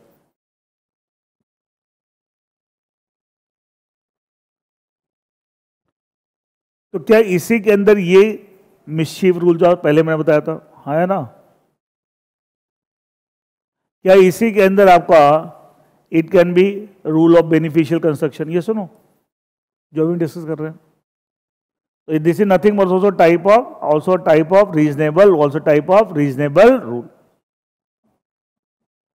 is it okay, is that clear, that is the rule of beneficial construction. मैं एक एग्जांपल इसका और देता हूं, देखिए आपको एक लेबर लॉ है, उसका नाम है employees compensation act 1923, around 100 years old, 2024 में ma'am. Employees compensation, this is one of the labour laws. इस लॉ का ऑब्जेक्टिव क्या है कि अगर कोई worker in the course of doing his job अगर वो फिजिकली उसको कोई नुकसान हो जाता है, जैसे कोई चोट लग गई, हाथ पैर टूट गए, आपको पैर कट गए, हाथ कट गए, समथिंग लाइक दैट, इसको बोलते हैं सब डिसेबलमेंट, ठीक है, या उसकी डेथ हो जाती है, तो उस केस में employer will have to compensate that employee. इसे नाम कह रहे हैं एम्प्लॉयज कंपनसेशन एक्ट। तो ये लॉ एक्चुअली कंपनसेशन दिलवाता है किसको? एम्प्लॉयज को। अच्छा, कौन देगा कंपनसेशन? एम्प्लॉयर। कब? When the employees gets disabled और डाइज, और डेथ के केस में उसके लीगल हायर को अब वो कंपनसेशन मिलेगा। That's objective. अब एक चीज देखो, मान ली ये एक फैक्ट्री है, ये फैक्ट्री का मान ली प्रेमाइसेस है, एरिया है, यहां पे कोई काम कर रहा है और यहां पे इस तरह की कोई प्रॉब्लम हो जाती है, ही गेट फिजिकली हर्ट और ही डाइज और सम वर्कर, तो obviously according to this act will he get the compensation from his employer. ये सुनो, मिलेगा। लेकिन पता है ऐसे ऐसे केस डिसाइड हो रखे रिलेटिंग टू दिस एक्ट। जैसे मान ली A one of the workers working in a factory, और ये इसका मान ली रेजिडेंस है, और ये वर्क प्लेस हो गया, और ये यहां से यहां जा रहा है, अपने रेजिडेंस से काम पे जा रहा है, या काम से वापस अपने रेजिडेंस आ रहा है, शाम को जैसे वापस आ रहा है अपनी ड्यूटी पूरी करके। रास्ते में उसके साथ कुछ हो जाए, लाइक रोड एक्सीडेंट हो जाए, रास्ते में रॉइट्स हो जाए, दंगे हो जाते हैं, वहां मारा गया, even in that case, that decided cases, law ने, कोर्ट्स ने आपको इस एक्ट के हिसाब से उसे कंपनसेशन दिलवाया है। अब एक्चुअली तुम अगर तुम ध्यान से देखो, अगर वो लॉजिकली तुम सोचोगे ना, तुम्हें लगेगा बड़ी अजीब सी बात है, यहां पे कुछ हो गया, उसमें एम्प्लॉयर की क्या गलती है? अच्छा, अगर उसे कंपनसेशन दिलवा रहे हैं तो दे कौन रहा है? एम्प्लॉयर। इसका तो एम्प्लॉयर बोलेगा साहब मेरे रास्ते में कुछ हो गया, ये रास्ते में कोई रॉइड्स हो गए, रास्ते में रोड एक्सीडेंट हो गया, उसमें मेरी क्या प्रॉब्लम है? लेकिन सवाल उठता, उन्होंने क्या बोल दिया कि भैया पर्पस इस लॉ का क्या था? बेनिफिट पहुंचाना। तो लिटरल कंस्ट्रक्शन से तो नहीं आ रहा है केस, लिटरल यहां तो कंपनसेशन नहीं मिलना चाहिए, लेकिन पर्पस क्या था? To provide the benefit to the oppressed class, that is workers class and all that, and that's why यहां तक। तो इसलिए यहाँ था, जब मैं ये जब लॉ मैं एक्चुअली लेबर लॉ भी पढ़ाता हूँ, सीएस में सिलेबस में है, तो जब मैं पढ़ाता हूँ ना वहां पे, तो कई बच्चे बोलते हैं सर बड़ा एब्सर्ड सा लग रहा है, बड़ा इलॉजिकल सा लग रहा है। मैं लग रहा है, लेकिन आप बात को समझिए कि इसके ऑब्जेक्टिव क्या है, ऑब्जेक्टिव क्या है, पर्पस क्या है, एंड वो पर्पस के हिसाब से इंटरप्रिटेशन करते हुए इन्होंने बोला है। और दूसरी बात क्या, आप आज के हिसाब से तुम्हें अजीब लग रहा है, अच्छा आज के वर्कर क्लास एक्सप्लॉइट हो रहे हैं क्या? अरे आज के वर्कर क्लास एक्सप्लॉइट हो, उल्टा बोलते हैं हम, तो आज के बोलते हैं workers are exploiting the employers. ये सुनो, मुंह मांगे रेट हैं, अच्छा उनसे तुम जरा सा नेगोशिएशन कर नहीं सकते। उसने बोल दिया इस काम के मैं 2000 लूंगा, तुम बोलो 1800, बोले जी मैं जा रहा हूं, अगला स्टेटमेंट उसका यही होगा। तो पैसे की तो बात ही नहीं करनी है, वो जो मुंह खोल दिया सब बराबर है। अच्छा कई बार और समझाएंगे, भाई साहब 2000 रुपये आपके लिए क्या फर्क पड़ता है, ये समझाते हैं आपको, ठीक है। और आपको कई बार है ना कैलकुलेशन दिखाऊंगा ना, आप जिस दिन सीए बनेंगे और दूसरे 2-4 साल आप जो कमाएंगे ना, उससे ज्यादा आज को ठीक ठाक अगर स्किल्ड वर्कर है, स्किल्ड जिसने कोई ढंग का प्लम्बर है, वो जितने पैसे कमा तुम सीए बन के नहीं कमा सकते स्टार्टिंग में। एटलीस्ट कोई ठीक ठाक प्लम्बर है, महीने के लाख रुपए आराम से कमा रहा है आज के दिन, तो क्या वो एक्सप्लॉइटेशन हो रहा है उसका क्या? तो आज के दिन वो अब चीजें बदल, तो हम आज के हिसाब से देख रहे हैं ना, लेकिन वो लॉ आज के हिसाब से बने थे 50-100 साल पहले। तो इसलिए अब लेबर लॉज को भी चेंज करने की बात चल रही है ना, laws are meant for society. अब जो प्रेमाइस पे लॉ बने हुए थे कि भैया उनका एक्सप्लॉइटेशन हो रहा है, उनको बेनिफिट देना, ये लेकिन क्या वो प्रेमाइस अभी भी है? चेंज हो गया है, चेंज हो गया, अब ऐसा नहीं है, समाज में वैसा नहीं है। इससे सारे लेबर लॉज आपको चेंज, इनफैक्ट ऑलरेडी बन भी गए हैं। अगर आपने सुना होगा बहुत सारे वेजेस कोड, लेबर कोड बहुत सारे बन गए, अब उसके इंप्लीमेंटेशन में कुछ इश्यू जब वहाँ होंगे, ठीक है, एंड इसका मतलब क्या है, चेंज हो रहा है। तो आप आज के हिसाब से सोचते तो आपको अजीब सा लग रहा है, बट थिंक अबाउट जब जमाना वो था, जब इस तरह के उनके साथ, तो उसके हिसाब। अब लेकिन फिर वही बात है कि भाई जब तक भले जमाना बदल गया, लेकिन जब तक नए लॉ नहीं आते हमें मानने तो ही पड़ेंगे, चाहे उसमें आज के दिन एब्सर्ड लग रहा है, आज के दिन इलॉजिकल लग रहा है। मैंने बताया ना, हम मान के चलें कि सब लेजिस्लेचर ने कोई मिस्टेक नहीं की इन ड्राफ्टिंग द लॉ, तो नए आ रहे हैं, लेकिन जब तक नहीं आते मानना तो ही पड़ेगा। क्रिटिसिज्म बहुत है, उस दिन बताया ना एंटी टॉरी लॉज, आज के दिन एंटी टॉरी लॉ जब बने थे तब ठीक थे, लेकिन आज जिस तरह का वो लॉ काम कर रहा है, क्या उसका क्रिटिसिज्म बहुत है, बट क्रिटिसिज्म होने के बाद भी जब तक वो बदलते नहीं है, जब तक लेजिस्लेचर बदलता नहीं कि हमें वही फॉलो करने पड़ेंगे। ये सुनो, तो लेबर लॉज भी बदलने वाले हैं, ऑब्वियसली ऑलरेडी काफी टाइम से डिमांड चल रही है it should be amended, because अब सिचुएशन ऑल टुगेदर बदल चुकी है अब सिचुएशन। और एक चीज बताओ, इंडिया में धीरे धीरे ये प्रॉब्लम और बढ़ेगी। अच्छा सुना होगा आपने जो यूएस में, यूके में आपने सुना होगा भैया कार खरीदना मुश्किल नहीं है, लेकिन कार सोचो ड्राइवर रख लो, वो बहुत मुश्किल काम है। सुना है? तो लेबर इज वेरी कॉस्टली। अच्छा सुनो, कई बार लोग यूएस यूके में पढ़ने जाते हैं तो अपना खर्चा निकालने के लिए 2 घंटे 3 घंटे मैकडी में जाके या कहीं पे जाके आपको थोड़ा वेटर का काम कर लेते हैं। अच्छा उसमें तो लेकिन अच्छे पैसे मिलते हैं। इंडिया में अभी भी वो उस लेवल पे पैसे नहीं मिल रहे। क्यों मिल रहे हैं? कि वर्कर की इतनी शॉर्टेज है, लेबर की इतनी शॉर्टेज है। वहाँ पे बोलते हैं साहब ड्राइवर, मतलब समझो बहुत बहुत ज़्यादा कोई पैसे वाला है तो अलग बात है, नॉर्मल आदमी यहाँ देखो ठीक ठाक आदमी कोई भी ड्राइवर रख लेता है, पर वो चीज़ें वहाँ पे नहीं, क्योंकि लेबर बहुत तो धीरे धीरे इंडिया भी उसी तरह के पैटर्न में जाएगा। अच्छा एक चीज़, क्यों पैटर्न में? इकोनॉमिक एक्टिविटी कम तो नहीं होने वाली, बढ़ने वाली है। अच्छा अब जो लेबर है, क्या अपने बच्चों को लेबर बना रहे क्या? वो पढ़ा लिखा रहा है तो क्या हो रहा है, इधर तो शॉर्टेज होती जाएगी और उधर की डिमांड बढ़ती जाएगी, तो क्या होगा, गैप बढ़ता जाएगा, गैप बढ़ता जाएगा। तो वही स्थिति और इंडिया में हो रहा है, दिखने लगा है, दिखने लगा है, और फ्यूचर में और बढ़ेगा, जैसे लाइक यूएस यूके वाले पैटर्न पे आ जाएगा।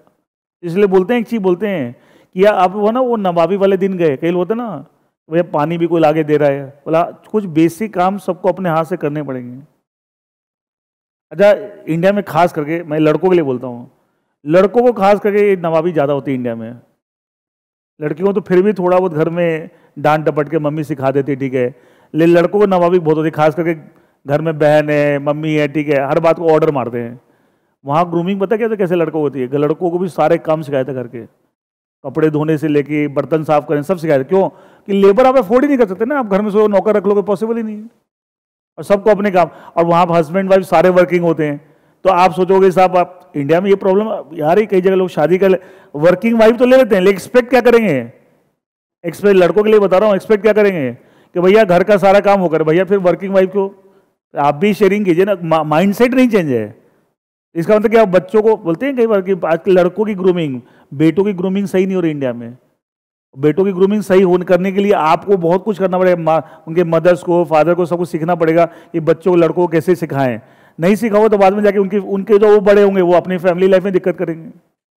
उन माइंडसेट वैसा बन जाता है ना कि भाई भैया ये घर के काम तो लड़कियां ही करेंगी, तो फिर बाद में वो वाइफ से एक्सपेक्ट करता है, और वो आप एक तरफ वर्किंग भी चाहिए, दोनों काम कैसे। और किसी जमाना था कि भाई आपको wife is a housewife, तो वहां तो फिर भी चल जाता है, because she is not going outside for earning the money. But when you expecting your wife to be a earning wife, तो in that you can not expect like this, ठीक है। तो उसके अंदर आपको बराबरी है, उसके लिए सब कुछ आना चाहिए।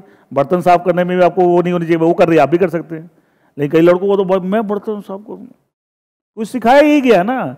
माँ बोलती है बेटा, लड़के को, बेटे को बोलेगी तू क्या कर रहा है किचन में, तो सिखा ही रही है, तो क्या होता है वो उसके उस साइकी में वही बात चली जाती है। लेकिन वहाँ ऐसा नहीं है, क्योंकि वहाँ ये लोग सेट हो चुके हैं, भैया यही चला है, तो यहाँ पे आपको ऐसे ही डेवलपमेंट करना, आपको बच्चों को ग्रूमिंग भी ऐसे करनी पड़ेगी। एनीवे तो इंडिया में भी बहुत बड़ी बात नहीं है, गॉन आर द डेज कि आपकी आप सोचोगे हर बंदा लेबर अफोर्ड कर रहा है, घर में डोमेस्टिक हेल्प, नो है नहीं। और जो भी अभी हैं देखने, इनके रेट्स अनाप शनाप बढ़ते जा रहे हैं, वही डिमांड सप्लाई गैप बढ़ता जा रहा है, ठीक है।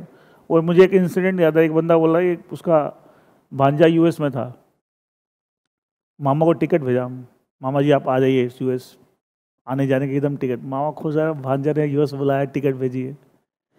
वहाँ पहुँचा ना, तो भांजा बोलता है मामा जी घर का ना पेंट करना था, तो मुझे लगा कि लेबर तो बहुत महंगी है, आइए दोनों मिलके पेंट करते हैं।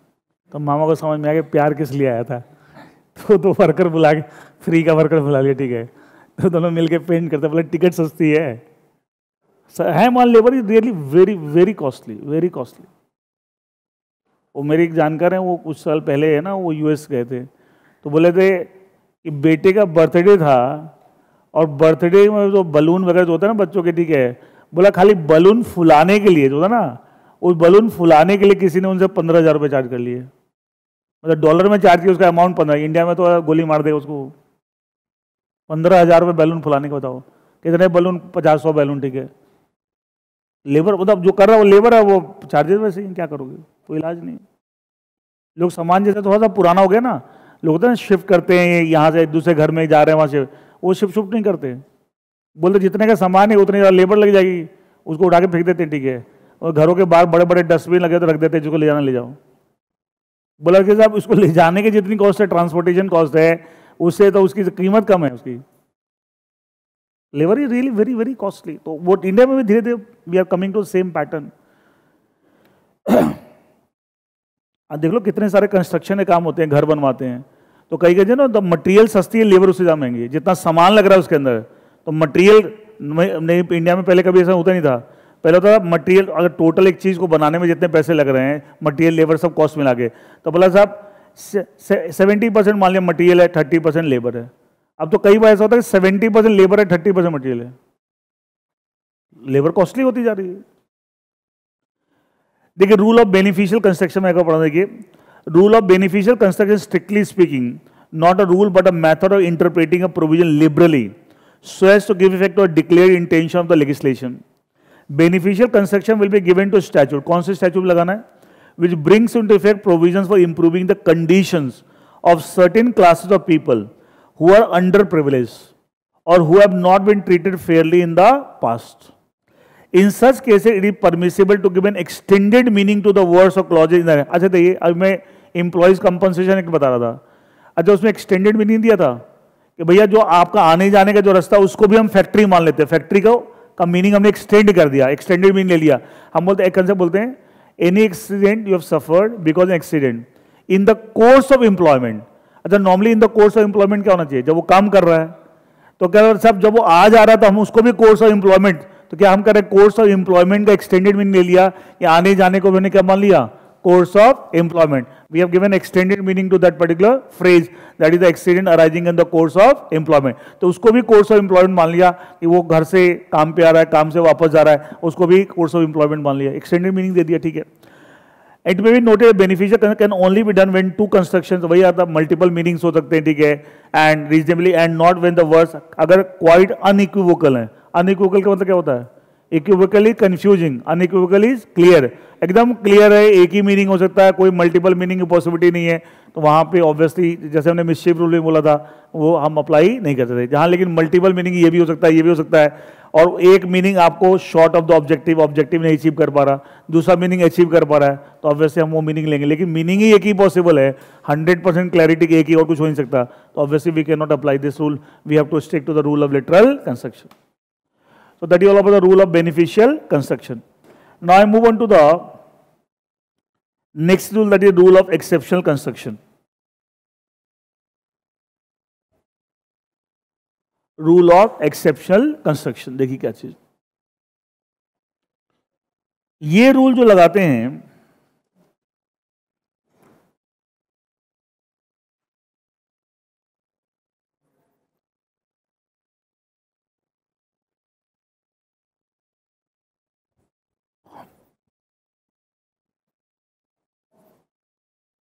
rule of exceptional construction. Here in this particular case, ये रूल कब लगाते हैं, देखिए दो सिचुएशंस में लगाते हैं। पहला है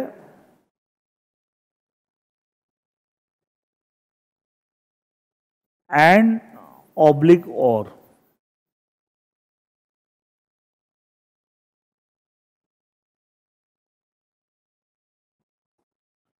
अच्छा कोई भी अब लॉ का प्रोविजन पढ़ रहे हैं, दूसरा केस बताऊंगा, पहले दो केस में लगाते हैं। अगर कोई प्रोविजन में एंड यूज हो रहा बीच में, तो क्या वो दो चीज को अलग अलग करता है, जोड़ता है, जोड़ता है, उसको एक बोलते हैं conjunctive, which join the two और मोर थिंग्स। और जो और यूज होता है क्या, वो जोड़ता है, अलग अलग करता है, तो उसको बोलते हैं डिसजंक्टिव। क्या बोलते हैं, disjunctive. Conjunctive and disjunctive. Generally and is interpreted as conjunctive, जोड़ने वाला, दो या दो से ज्यादा चीज को जोड़ने वाला, एंड और इज जनरली इंटरप्रेटेड एज डिसजंक्टिव, और इज जनरली इंटरप्रेटेड एज डिसजंक्टिव, अलग अलग करने वाला, कंजंक्टिव एंड डिसजंक्टिव, क्लियर। लेकिन मान लिया आप कोई लॉ के प्रोविजन इंटरप्रेट कर रहे हैं, वहां एंड यूज हुआ है, लिखा हुआ आपको बुक में भी पढ़ा दूंगा, किताब में भी लिखा हुआ आपको, ठीक है, और एंड को आप कंजंक्टिव की तरह इंटरप्रेट कर रहे हैं, नॉर्मली यही मतलब होता है, लेकिन वो उसकी वजह से जो मीनिंग आ रहा है, या तो मीनिंग पर्पस के अगेंस्ट जा रहा है, या वो मीनिंग बड़ा इलॉजिकल मीनिंग आ रहा है, तो should I accept the conjunctive meaning और should I depart from that, depart from that. And उसको फिर हम डिसजंक्टिव की तरह ट्रीट करेंगे। क्या करेंगे? डिसजंक्टिव। अब देखो ध्यान सुनो, जनरली एंड जो है जनरली क्या ट्रीट होता है? कंजंक्टिव और डिसजंक्टिव? कंजंक्टिव। अगर हमने कंजंक्टिव मीनिंग लिया और उससे कोई समस्या नहीं है, पर्पस अचीव हो रहा है, meaning is also logical and all that, कोई दिक्कत नहीं है। लेकिन अगर मीनिंग आपको नहीं, आपका मीनिंग एब्सर्ड आ रहा है या पर्पस अचीव नहीं हो रहा है, then and is interpreted as a disjunctive. इसके बाद हम एंड को और की तरह इंटरप्रेट कर रहे हैं। डिसजंक्टिव किसको बोलते हैं? और को बोलते हैं। इसका बाद फिर एंड को हम और की तरह इंटरप्रेट कर रहे हैं। तो ये जनरली है, ये बाय एक्सेप्शन है। Generally, the and is interpreted as conjunctive. However, some cases where this conjunctive meaning is going against the purpose, it is giving an absurd meaning. In that case, हम क्या करेंगे? We'll interpret and as disjunctive. कैसे treat करेंगे? कैसे interpret करेंगे? As disjunctive. इसका मतलब क्या है? एक्सेप्शन हो गया। क्या हो गया? एक्सेप्शन। इसे नाम क्या पड़ गया? Rule of exceptional construction. क्या पड़ गया? Rule of exceptional. अगर हम एंड को ये इंटरप्रेट कर रहे हैं, इसका बाद हम कौन सा रूल लगा रहे हैं? Rule of exceptional construction. वैसे उल्टा, नॉर्मली जो और है, नॉर्मली और को जनरली हम क्या क्या इंटरप्रेट करते हैं? जनरली क्या करते हैं? डिसजंक्टिव। लेकिन अगेन अगर ये मीनिंग डिसजंक्टिव मीनिंग, अगर हम इसको डिसजंक्टिव ट्रीट करते हैं और इससे मीनिंग आपको इलॉजिकल आ रहा है या आपको मीनिंग पर्पस अचीव नहीं कर पा रहा है, पर्पस के अगेंस्ट जा रहा है, तो उस केस में क्या होगा? विल ट्रीट द और एज द कंजंक्टिव। इसको हम कंजंक्टिव ही ट्रीट करें। इसका तो एक्सेप्शन क्या हो गया? एक्सेप्शन। इस और को हम इंटरप्रेट करें like an and, like an and. Conjunctive किसका मतलब है? एंड का। इसका तो we are treating it like a and. क्या हम एक्सेप्शनल तरीके से इंटरप्रेट कर रहे हैं? तो नाम क्या पड़ गया? Rule of exceptional construction.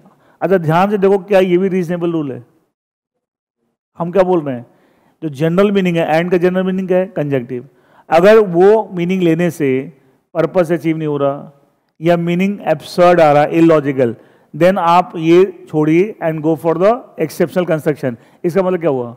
ऐसा इंटरप्रेट कीजिए जिससे पर्पस अचीव हो, मीनिंग लॉजिकल आए। यही बात तो रूल ऑफ रीजनेबल कंस्ट्रक्शन भी कहता है। इसका मतलब क्या हुआ? क्या rule of exceptional construction is also type of reasonable. तुम लोग सब ये भी टाइप ऑफ स्पेसिफिक नाम दे दिए। क्या कहते हैं? नाम दे दिए। ये भी टाइप ऑफ क्या है? हम तो यही तो बोल रहे हैं कि भाई जनरली जो मतलब होता है, अगर वो पर्पस के अगेंस्ट जा रहा है या वो इलॉजिकल मीनिंग दे रहा है, in that case we have to go for rule of exceptional construction. It means the rule of exceptional construction also type of reasonable rule. अच्छा ये रूल एक जगह और लगाते हैं, एक तो एंड ऑब्लिक और में। तो जब एंड को हम कंजंक्टिव की तरह ट्रीट करें, इसका मतलब जनरल है, लेकिन एंड को जब डिसजंक्टिव की तरह ट्रीट करें मतलब एक्सेप्शनल है।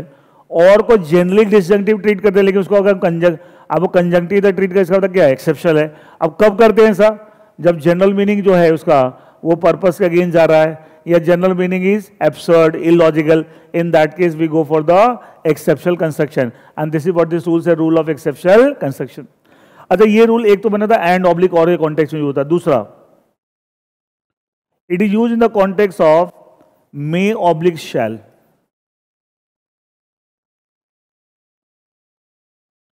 अच्छा लॉ में कहीं पर भी मे लिखा होता है, इसका मतलब मैंडेटरी ऑप्शनल है। ऑप्शनल बोलते हैं या डायरेक्टरी बोलते हैं।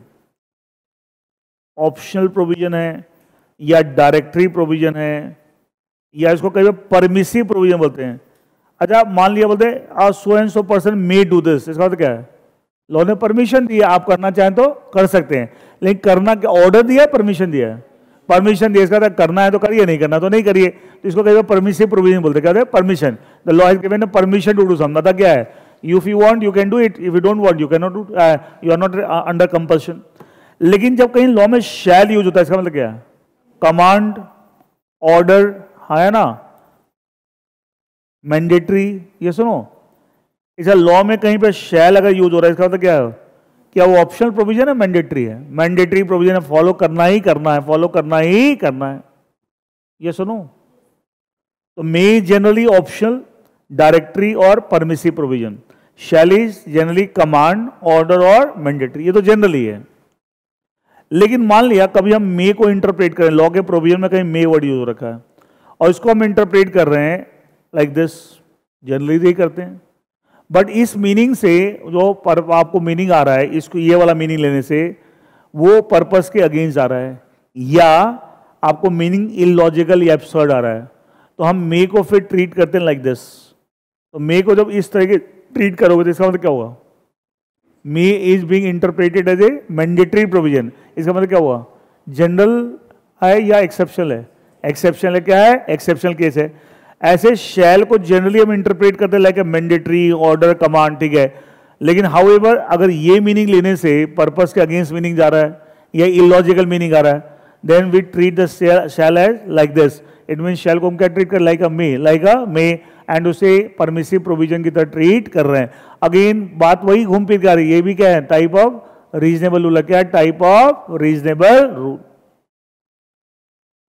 इसका एक बेस्ट एग्जांपल देखो, आप कोई भी एक्ट उठा लो, हर एक्ट का जो सेक्शन नंबर 1 होता है उसमें एक्ट का नाम लिखा होता है। ये सुनो, पता क्या लैंग्वेज होती है? दिस एक्ट, एक तो पहले ऊपर हेडिंग होगी स्टार्टिंग में, ठीक है। उसके बाद बताते हैं क्या होता है? प्रीएम्बल। बताते ना क्या? प्रीएम्बल बताते हैं, प्रीएम्बल ओवरऑल पूरे एक्ट का पर्पस। फिर सेक्शन 1।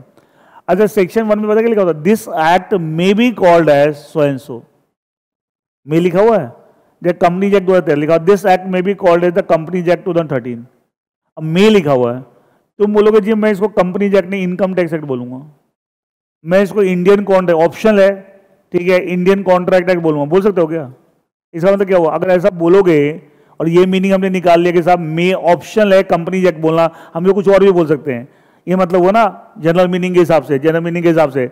लेकिन उसको अगर आप कंपनीज एक्ट के अलावा कुछ और बोलोगे, क्या बड़ा इलॉजिकल सा मीनिंग नहीं आ रहा है? इलॉजिकल है, इलॉजिकल। इसका मतलब मे लिखा हुआ है बट इट ट्रीटेड एज शैल। इसका मतलब क्या? मैंडेटरी उसे कंपनीज एक्ट ही बोलना पड़ेगा, आप कुछ और नहीं बोल सकते। मैंडेटरी, इसका लिखा हुआ में, it is being treated like the shall, treated like the. इसे एक बात और क्या समझ में आई, जो बहुत सारे तुम्हें लोग मिलेंगे ऐसे, शैल कहीं भी लिखा हो लॉ में मतलब मैंडेटरी, आपको वही करना है, ठीक है। क्या 100% मैंडेटरी होता है? जनरली मैंडेटरी होता है। However the some cases it is treated like may, that is rule of exception. देखो एक चीज बोलते हैं, एब्सोल्यूट तो कोई चीज, एब्सोल्यूट का मतलब समझते हो 100%। एक बात हमने बोल दी 100% हमेशा वैसा ही होगा, लॉ में तो रेयर ही होता है ऐसा। हर चीज में इफ्स एंड बट्स है, हर चीज में क्या है? इफ्स एंड बट्स है। जनरली ऐसा है, हाउएवर इस केस में ऐसा होगा, हाउएवर इन दैट केस ऐसा होगा। क्यों? एक्चुअली उसके भी रीजंस है, उसके भी रीजंस है, एक्सेप्शंस बन जाते हैं। क्यों बन जाते हैं? अच्छा, लॉ किसके लिए? सोसाइटी। अच्छा, सोसाइटी में क्या यूनिफॉर्मिटी है? हाँ, और इंडिया में तो खास करके क्या डू वी हैव अ समानता, समाज में समानता है क्या? तो समाज में बहुत ज्यादा अनयूनिफॉर्मिटी है, लैक ऑफ यूनिफॉर्मिटी है। तो एक ही चीज 100% पूरे समाज पे कैसे लगा सकते हो आप?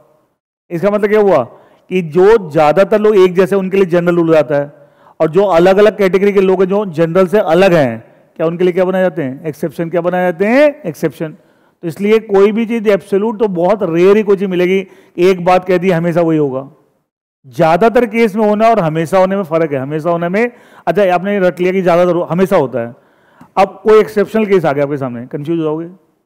हो जाओगे? नहीं हो जाओगे? क्योंकि आपके दिमाग में क्या बोला, हमेशा ऐसा ही होता है, बट आपको ये पता नहीं कि सब इसके एक्सेप्शन भी होते हैं। इसके क्या है? एक्सेप्शन भी होते हैं। बहुत लोगों मैंने देखा है शोर मचा के जोर जोर से यूट्यूब पे वीडियो डालते हैं, शैल का मतलब बेटा हमेशा ये नहीं बताते कि हाउएवर इन सम केसेस, ये भी तो आपको ऐड करना चाहिए। कुछ केसेस में वो ऑप्शनल की तरह भी ट्रीट होता है, मे मैंडेटरी की भी तरह ट्रीट होता है some cases. Is it clear? तो ये एक तरह से ये भी क्या है, तो अब इफेक्टिवली देखा अभी तक जो डिस्कशन किया है, तो एक तरह से रूल ऑफ रीजनेबल कंस्ट्रक्शन एक जीनस हो गया, क्या उसी के अंदर क्या हो गई, या रूल ऑफ रीजनेबल कंस्ट्रक्शन एक तरह क्या हो गया, जीनस हो गया, क्लास हो गया, एंड उसी के अलग अलग कॉन्टेक्स्ट में क्या अलग अलग नाम दे दिए। उसके अंदर एक नाम हमने पढ़ा मिसचीफ रूल, ये सुनो, ये सुनो, फिर हमने बोला रूल ऑफ बेनिफिशियल कंस्ट्रक्शन, फिर अभी पढ़ा रूल ऑफ एक्सेप्शनल कंस्ट्रक्शन, ये सुनो।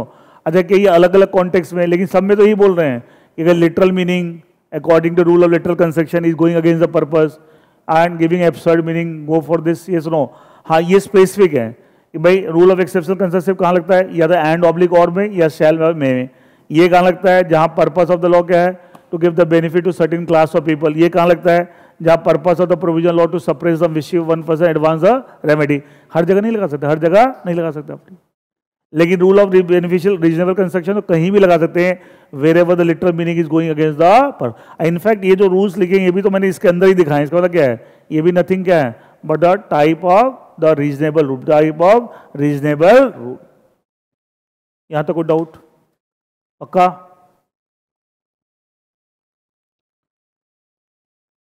देख क्या लिखा हूं, generally the words phrases sentence that are ordinary to be understood in their natural. देखो ये अभी जो लिखा हुआ ये क्या बोल रहे हैं, लिटरल, हाँ है ना, in the ordinary grammatical popular meaning, क्या लिटरली बात कर रहे हैं, हाँ है ना। However if such interpretation lead to absurdity, अगर interpret absurdity, the meaning which does not make any sense और the meaning which defeats the purpose of law, then we may depart from literal construction और for the exceptional construction. ये दो case में लगाया था, एक and oblique और दूसरा मे ऑब्लिक शैल। देखो वो क्या लिखा हुआ है, एंड ऑब्लिक और, एंड क्या है, ये पार्टिकल है जो कंजंक्टिव नेचर का है, और जो है वो क्या है आपको, द और इज बेसिकली डिजंक्टिव जनरली है, लेकिन समटाइम्स क्या होता है, but sometimes and is read as or and vice versa, or is read as and to give effect to the manifest intention of the legislature. ठीक है, कई बार होता है कि साहब आप जनरल मीनिंग लगा रहे हैं लेकिन उससे पर्पस डिफीट हो रहा है या एब्सर्ड मीनिंग आ रहा है, ऐसे मे ऑब्लिक शैल, मे आपको डायरेक्टरी प्रोविजन है या ऑप्शनल प्रोविजन है, ठीक है, और मैंडेटरी है ये आपको शैल, एंड जनरली मे का मतलब परमिसिव प्रोविजन है, ठीक है, but mandatory shall is mandatory. लेकिन इसमें भी उल्टा कर देते कई बार बाय वे ऑफ एक्सेप्शन, अगर पर्पस को अचीव होने में दिक्कत आ रही। समझ आ रहा सबको? क्लियर है? अरे हाँ ना तो बोल दो। तुम फाउंडेशन में बड़े चेयरफुल रहते थे, क्या बताइए, इंटर में आते देखो बोझ शुरू हो गया क्या इंटर का अभी से, सब बोझ के तले दबे जा रहे हैं। हाँ अभी तो कुछ दिन तो खुशियां मना लो, पास हुए हो। मतलब देखो ना फाउंडेशन में बड़े, अरे या तो फाउंडेशन में क्या होता, जनता जनार्दन ज़्यादा होती थी तो गुटर पुटर करते रहती थी, अब लगता मौका है, नज़र नहीं आ रहे बच्चे ठीक से, यहाँ कुछ लिमिटेड से हैं तुरंत पकड़े जाएंगे। तो सुस्त क्यों रहते हो? अभी किस चीज़ का बोझ आ गया तुम्हारे ऊपर? मस्त रहा करो, है ना। घबरा के डर के कोई काम थोड़ी होता है, काम तो चेयरफुल होके होता है, ठीक है, काम करिए, फोकस रहिए, लेकिन घबराना डरा हुआ, ठीक है। हाँ मालूम है 7:30 बजे से आप आए हुए होते हो, ठीक है, पहले आपने टैक्स झेला है, फिर अब लॉ, फिर उसका अकाउंट्स, वो तो ठीक है, वो तो चलता रहेगा, लाइफ का पार्ट है सब चीज़ें। Next is rule of harmonious construction. देखिए क्या चीज,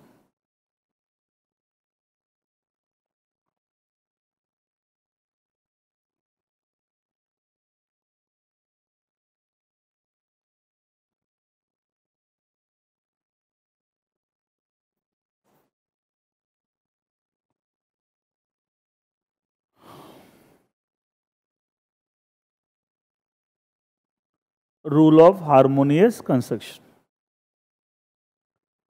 अब ये समझिए रूल किस कॉन्टेक्स्ट में अप्लाई होता है, सबसे पहले इसको समझना।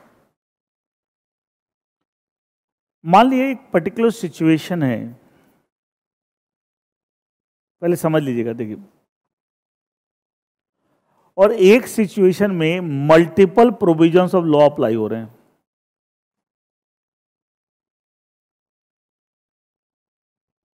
एक से ज्यादा लॉ अप्लाई हो रहे हैं, एक प्रोविजन दूसरा प्रोविजन, हो सकता है सेम एक्ट के, हो सकता है अलग अलग एक्ट के, क्वाइट पॉसिबल। तो सबसे पहले हमारी अप्रोच क्यों, ध्यान सुनिएगा, जो लॉ उस पर अप्लाई करो सिचुएशन पे, हमें वो सारे लॉज फॉलो कर रहे हैं, हमारे वो सारे लॉज फॉलो कर रहे हैं कंप्लीटली। मतलब ये नहीं उस प्रोविजन में से कुछ पोर्शन हमने कम फॉलो कर लिया, कुछ इग्नोर कर देना। We have to follow all the applicable provisions of law fully, completely. लेकिन क्या ऐसा हो सकता है कि सब मल्टीपल प्रोविजंस ऑफ लॉ एक सिचुएशन अप्लाई हो रहे हैं और उन प्रोविजंस का आपस में कॉन्ट्रडिक्शन है, हाँ या ना? हो सकता है। तो उस केस में हम बोलते हैं उसमें भी हमें सारे प्रोविजंस फॉलो करने जो वहां अप्लाई हो रहे हैं टू द एक्सटेंट पॉसिबल। मतलब क्या हुआ, जहां तक संभव है, क्योंकि जब कॉन्ट्रडिक्शन है तो कोई ना कोई चीज छोड़नी पड़ेगी। लेकिन क्या मैंने जब बोला टू द एक्सटेंट पॉसिबल, इसका मतलब क्या हुआ? क्या मैंने एक लॉ पूरा छोड़ दिया है या जहां तक संभव है वहां तक उसे भी फॉलो किया है? जहां तक, टू द एक्सटेंट पॉसिबल मतलब टू द जहां तक संभव है। क्लियर है? लेकिन अगर ये भी पॉसिबिलिटी नहीं है कि साहब ये हो ही नहीं सकता, इतना ज्यादा कॉन्ट्रडिक्शन है कि साहब दोनों एक साथ चल ही नहीं सकते, फिर हम देखेंगे उस सिचुएशन के लिए जिस पे वो लॉ लग रहे हैं कौन सा लॉ स्पेसिफिक है और कौन सा जनरल है। अच्छा, स्पेसिफिक का मतलब क्या हुआ? Which is only meant for that situation, ऐसा लॉ जो सिर्फ उस सिचुएशन के लिए और किसी के लिए नहीं है। और जनरल का मतलब क्या है? क्या उस पर भी लगे और भी सिचुएशन के लिए? इस साथ आप बताइए किसकी इंपॉर्टेंस ज्यादा होनी चाहिए? स्पेसिफिक ऑब्वियसली जो सिर्फ उसी पर्टिकुलर सिचुएशन का बना उसकी इंपॉर्टेंस ज्यादा। तो अगर दोनों को साथ चलाना संभव ही नहीं है तो क्या करेंगे? क्या specific will prevail over the general? हम स्पेसिफिक वाला फॉलो कर लेंगे, जनरल को इग्नोर कर देंगे। ठीक है, जनरल को इग्नोर कर देंगे। लेकिन ये क्या डायरेक्टली मैंने स्टेज की बात की है, थर्ड स्टेज की बात की है? थर्ड लेवल पे है। अच्छा, अगर मान लिया कोई कॉन्ट्रडिक्शन ही नहीं है तो सीधा ऐसा करोगे? अच्छा, मान लिया एक सिचुएशन में एक से ज्यादा प्रोविजन लॉ लग रहे हैं, उनमें आपस में कोई कॉन्ट्रडिक्शन है, क्या करोगे? पूरे फॉलो करोगे कंप्लीटली? कॉन्ट्रडिक्शन है लेकिन दोनों को साथ चलाना पॉसिबल है, क्या करोगे? फॉलो करोगे टू द एक्सटेंट पॉसिबल। लेकिन दोनों को साथ चलाना पॉसिबल ही नहीं है, इम्पॉसिबल है, तो क्या करोगे? फिर बोलोगे the law which is specific for that situation उसको ओवरराइड कर जाएगा over the law which is general for that particular situation. ये तो थर्ड स्टेज है। कई बच्चे, मैक्सिमम बच्चों को मैंने देखा है, उनसे पूछो कि साहब एक सिचुएशन में मल्टीपल लॉ लग रहे हैं, क्या करोगे? Sir specific will prevail over general. अरे भाई वो तो थर्ड स्टेज है। अच्छा, हमेशा ऐसा होना होता, सोच के तो हमेशा ऐसा होना होता तो लॉ मेकर्स पागल हैं जो उस सिचुएशन के लिए दो या दो से ज्यादा लॉ के प्रोविजन बनाए हैं। अच्छा, अल्टीमेटली हमेशा स्पेसिफिक ओवर जनरल, तो वहां मल्टीपल फॉलो करो, एक ही फॉलो करो, एक ही फॉलो करो। फिर लॉ मेकर तो पागल है जो मल्टीपल प्रोविजन ऑफ लॉ बना रखे हैं। बच्चा मैंने देखा इतना इम्पेशेंट होता ना, सीधा वही बात बोलता है, सर स्पेसिफिक विल प्रिवेल। अरे भाई वो तो थर्ड स्टेज है। अच्छा, पहली जो स्टेज है जहां हम सारे के सारे फॉलो कर रहे हैं कंप्लीटली, उसमें कोई दिक्कत ही नहीं है। जो अगली स्टेज है, अगर सारे फॉलो करना पॉसिबल नहीं completely because there is some contradiction, तो क्या हम करते हैं? We are following all to the extent possible. अच्छा, टू द एक्सटेंट पॉसिबल का मतलब क्या है? मान लिया, ध्यान दिए, एक लॉ का प्रोविजन है L1, मान लिया दूसरा प्रोविजन है L2। कुछ हमने ये फॉलो कर लिया, कुछ हमने ये फॉलो कर दिया, ये सुनो आया ना? अच्छा, क्या हमने किसी भी प्रोविजन लॉ को टोटली इग्नोर किया है कि हमने पूरा इसको फॉलो कर लिया और टोटली इसको इग्नोर कर दिया, या पूरा इसको फॉलो कर लिया इसको टोटली इग्नोर कर दिया? क्या हम ऐसा कर रहे हैं? ऐसा कर रहे हैं? नहीं। अच्छा, हार्मोनाइज देखो, समझिए उसे। मान लिया दो व्यक्ति हैं ए और बी, इनमें किसी बात को लेकर झगड़ा चल रहा है। अच्छा, उस झगड़े को सॉल्व करना है, हार्मोनाइज मतलब हार्मोनाइज द डिस्प्यूट, मतलब क्या सॉल्व करना है, तो उसका तरीका क्या होगा बताओ? खुद बताओ। पूरी बात ए की मान ले, बी की कुछ ना माने, हो जाएगा? लड़ाई और बढ़ जाएगी। बी की पूरी मान ले, ए की कुछ नहीं माने, तरीका क्या है? कुछ ए की माने, कुछ बी की, क्या डिस्प्यूट, क्या दोनों भी जो झगड़ा है क्या सॉल्व हो जाएगा? ये सुनो, तो यहाँ जैसे मतलब इंसानों के झगड़ा है या क्या है? दो लॉ के प्रोविजन में झगड़ा, कॉन्ट्रडिक्शन है ना? वही झगड़ा है, ठीक है, कॉन्ट्रडिक्शन है। तो हम कॉन्ट्रडिक्शन को सॉल्व कैसे कर रहे हैं? कुछ इसको मान लिया, कुछ इसको मान लिया, to the extent possible, harmonize ही तो कर रहे हैं। इससे रूल का नाम क्या पड़ गया? Rule of harmonious concept. तो जो सेकंड स्टेज है ना, जो सेकंड केस है कि हम we are following all applicable provision law to the extent possible, क्या यहाँ हम हार्मोनाइज कर रहे हैं? ये सुनो। अच्छा, क्या यहाँ इस प्रोसेस में क्या एक प्रोविजन को टोटली इग्नोर कर रहे हैं? तो क्या एक लाइन बोलते हैं, if you make one provision of the law at dead letter of the law, dead means खत्म, मतलब उसको हम जैसे कि खत्म है, dead letter of the law, क्या ऐसा करना अलाउड है according to this rule? Not allowed. Dead letter का मतलब टोटली उसे इग्नोर कर दिया, खाली एक को पूरा फॉलो कर लिया।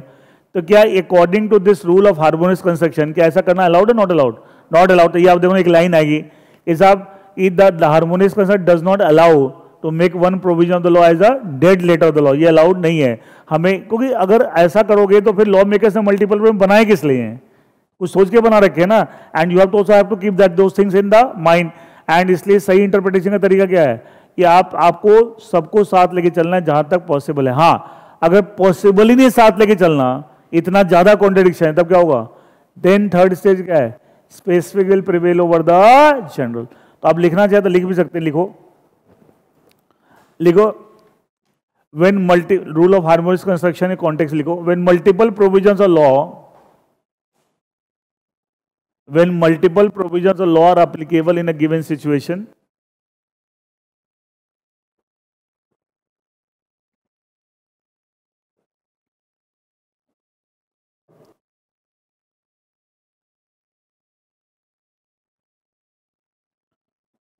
when multiple provisions of law are applicable in a given situation,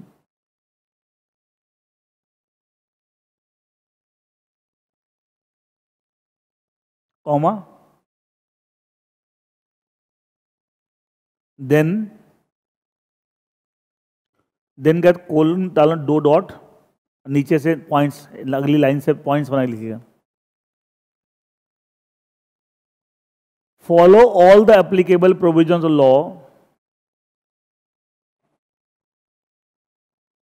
follow all the applicable provisions of law fully, FULLY, fully और कंप्लीटली, अंडरलाइन करना फुल्ली और completely. Follow all the applicable provisions of law, follow all the applicable provisions of law fully और completely.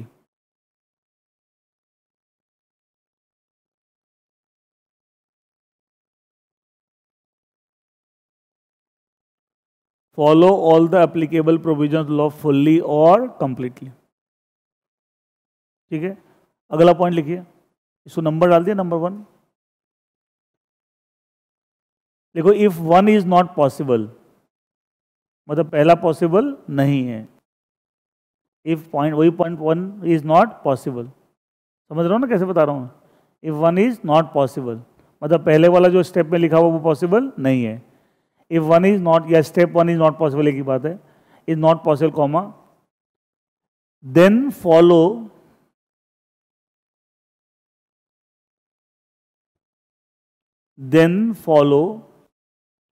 all the applicable provisions of law,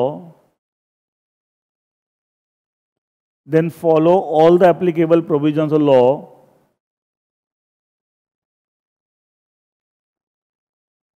then follow all the applicable provisions of law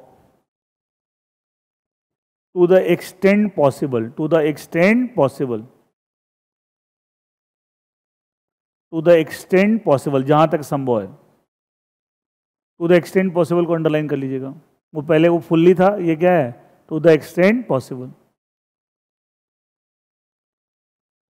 फिर तीसरा लिखिए, third point, if step 2 is also not possible, मतलब step 1 पे आए नहीं possible है, step 2 पे गए, अब स्टेप 2 भी पॉसिबल नहीं। If step 2 is not also possible, if step 2 is also not possible,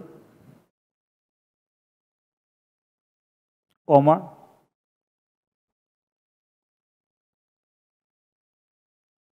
then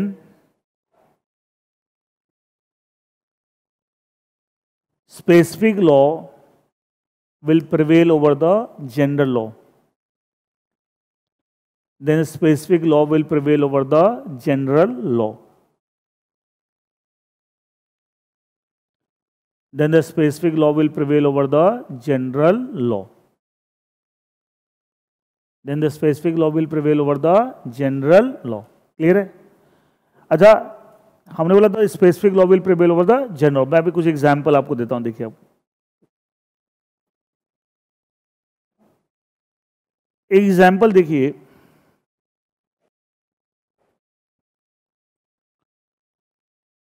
companies act 2013 में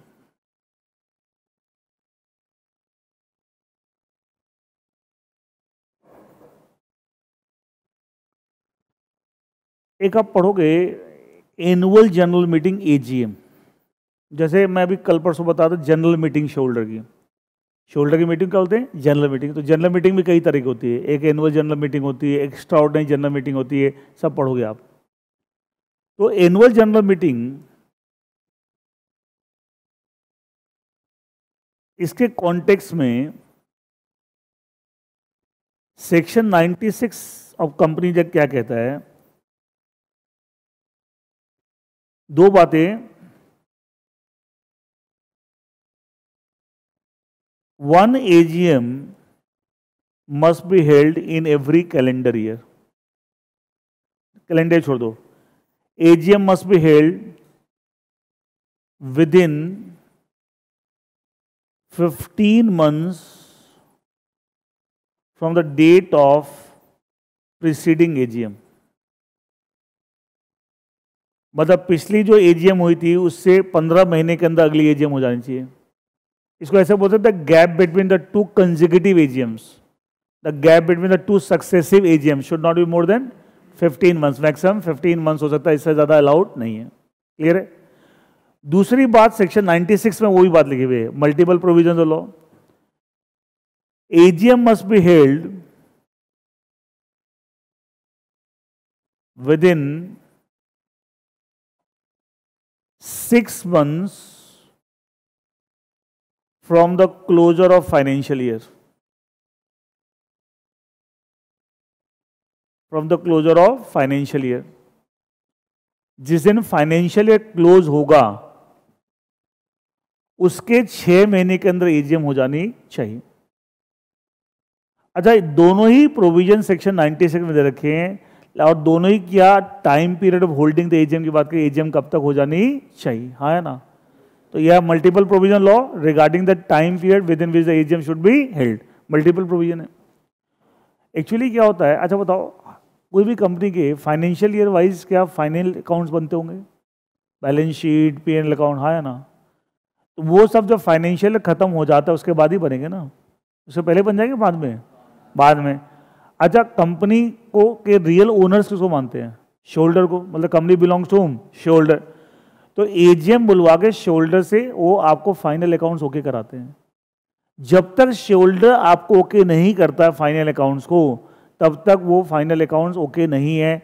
एंड उसके बाद within 30 days from the date of AGM, कहाँ ओके करते हैं? AGM में. जब उसको अप्रूव अडॉप्ट कर लेंगे, हाँ मेरी तरफ से ठीक है. बनवाया तो कंपनी की मैनेजमेंट ने है, कंपनी चला कौन रहा है? मैनेजमेंट. एंड शोल्डर से ओके करा लिया इन द AGM. उसके बाद within 30 days from the date ROC को फाइल होता है. तो हर कंपनी अपने फाइनल अकाउंट्स हर साल फाइल करती है ROC को.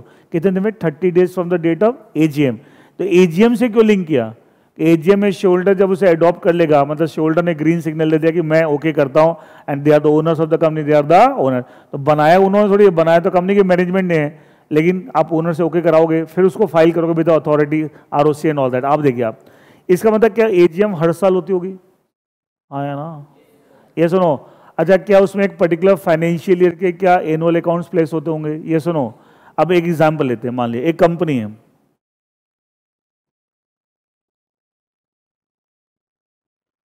फॉर फाइनेंशियल ईयर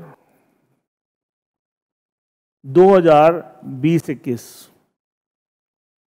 अगर 2020-21 का मतलब क्या हुआ? 1 अप्रैल 2020 से लेके 31 मार्च 2021 से, समझते हो आप?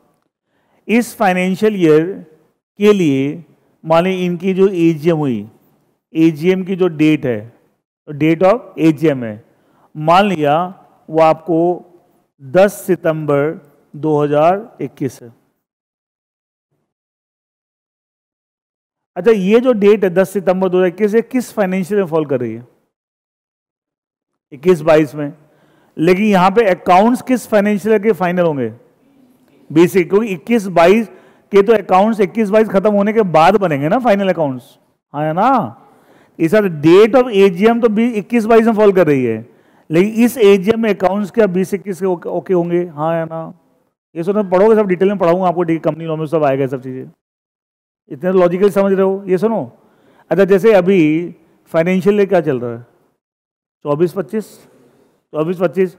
जो 23-24 ओवर हो चुका है, 31 मार्च 2024 को 23-24 पूरा हो चुका है. क्या उसके अब अकाउंट्स बन रहे होंगे कंपनियों के? अच्छा, अब क्या कुछ दिनों में लोग कंपनियों की AGM होगी, वहां पे क्या होगा? 23-24 के अकाउंट्स अडॉप्ट होंगे, शोल्डर के हिसाब से ग्रीन सिग्नल मिल जाएगा, तब जाके वो फाइनल हो गए. इसका मतलब जो अब AGM होगी तो AGM की डेट तो 24-25 में फॉल कर रही है, AGM की डेट, लेकिन उसमें अकाउंट्स किसके अडॉप्ट हो रहे हैं? 23-24 के. हाँ है ना? तो पैटर्न है. अब देखिए, आप मान ली इस फाइनेंशियल कंपनी की ये डेट ऑफ AGM. क्लियर है? अब आप देखिए, हम ये दोनों प्रोविजन अप्लाई करते हैं। AGM must be held within 15 months from the date of preceding AGM. तो अगले साल जो एजीएम होगी, अगले साल 2021 में तो हो गई, मैक्सिमम कितने दिन में हो सकती है according to that provision? 15 months वाला जो प्रोविजन है, बताओ। 15 महीने वाले प्रोविजन के हिसाब से अगले साल मैक्सिमम कब तक एजीएम हो सकती है? ये डेट ऑफ एजीएम है पिछले साल की, तो उसमें 15 महीने जोड़ दोगे तो क्या आएगा? 15 महीने मैक्सिमम क्या आएगा? 10th of December 2022। हाँ या ना? 10 दिसंबर, भाई ये सितंबर का महीना है, और 15 महीने का मतलब 1 साल और 3 महीने, तो 1 साल तो एग्जैक्टली 10 सितंबर 2022, वो 1 साल पूरे हो गए। 3 महीने और जोड़ दो, क्या गया? 10 दिसंबर 2022। ये लास्ट डेट है, 23 दिन तक हमारी एजीएम हो जानी चाहिए according to the provision of 15 months. Clear है? अच्छा, अब जो एजीएम होगी कौन से फाइनेंशियल के लिए होगी? 20-21 की तो हो चुकी, अब किसी होगी? Financial year 21-22। अच्छा, हमारा अगला प्रोविजन क्या था? It must be held within 6 months from the date of closure of financial year. तो मेरा फाइनेंशियल ईयर कब क्लोज हुआ? अरे भाई 21-22 कब क्लोज हुआ? 31 मार्च 2022 को, उससे 6 महीने के अंदर। इसका मतलब अकॉर्डिंग टू दिस प्रोविजन 6 महीने वाला जो प्रोविजन है उसके हिसाब से मैक्सिमम कहां तक? अरे यहां से 6 महीने नहीं जोड़ सकते यार, क्या यार, कुछ तो बोलो। तुम तो फाउंडेशन से भी गए थे वाली बात कर रहे हो। फाउंडेशन में तुम्हें डांट पड़ती है, कुछ तो बोला करो, तो इंटर में भी तुम तो एकदम ही, इससे 6 महीने नहीं जोड़ सकते। क्या आएगा? 30 सितंबर 2022, 30 सितंबर। भाई जिस दिन फाइनेंशियल क्लोज हुआ, कई बच्चे क्लोजर ही छोड़ देते हैं, सब फाइनेंशियल में कहां से लूं, स्टार्टिंग से लूं। अरे भाई क्या लिखा हुआ है? 6 मंथ फ्रॉम द क्लोजर। अच्छा वैसे भी एक चीज बताओ, फाइनेंशियल खत्म होने के बाद अकाउंट्स बनेंगे फाइनल अकाउंट, तभी तो एजीएम में प्लेस करोगे। तो मैंने क्या लिखा है? 6 month from the closure of financial year. जैसे फाइनेंस क्लोज हुआ, तो ये 21-22 कब क्लोज हुआ? 31 मार्च 2022 को, वहां से 6 महीने के अंदर, तो वहां से 6 महीने क्या आ गया? 30 सितंबर 2022। अब देखो आप, एक प्रोविजन के हिसाब से आपकी कंपनी की एजीएम 10 दिसंबर 2022 तक हो सकती है, हाँ या ना? अतः दूसरे प्रोविजन के हिसाब से 30 सितंबर 2022 तक हो सकती है, इसके बाद नहीं। ये लास्ट है, ये लास्ट डेट है ना? ये सुनो, क्या दोनों प्रोविजन में कॉन्ट्रडिक्शन है? हाँ या ना? भाई एक प्रोविजन अलाउ करा 10 दिसंबर 2022 तक जा सकते हैं, और एक प्रोविजन बोला 30 सितंबर 2022 से आगे नहीं जा सकते, ये लास्ट डेट है। और एक के हिसाब से लास्ट डेट क्या है? इसका मतलब क्या? There appears to be contradiction between two provision law. Yes or no? अब इस केस में हम रूल ऑफ हार्मोनी का सेकंड स्टेप लगाएंगे। फर्स्ट तो पॉसिबल नहीं है, फॉलो कंप्लीटली पॉसिबल ही नहीं है। अच्छा बताओ, इसके हिसाब से तो हम यहां तक कर सकते हैं, है ना? लेकिन अगर मैंने 1 अक्टूबर भी कर दिया, क्या ये प्रोविजन की धज्जियां उड़ जाएगी? Yes or no? क्या कर सकते हैं? तो इसके हिसाब से तो कर सकते हैं, बट इसके हिसाब से नहीं कर सकते। इसका मतलब क्या हुआ? कॉन्ट्रडिक्शन है ना? तो क्या करें? सेकंड स्टेप लगाएं। पहला तो पॉसिबल नहीं है, क्या बोला? Follow all the applicable provision law to the extent possible. अच्छा उसको अप्लाई करके बताओ क्या आंसर है? कब तक लास्ट हमारी डेट है जब तक एजीएम हो जानी चाहिए? क्या होनी चाहिए? 30 सितंबर 2022। क्यों? अच्छा अगर हमने ये लास्ट डेट निकाली bye applying the rule of harmonic construction, तो कैसे निकाली? जब हम ऐसा कर रहे हैं तो क्या ये वाला प्रिंसिपल फॉलो कर रहे हैं? हाँ।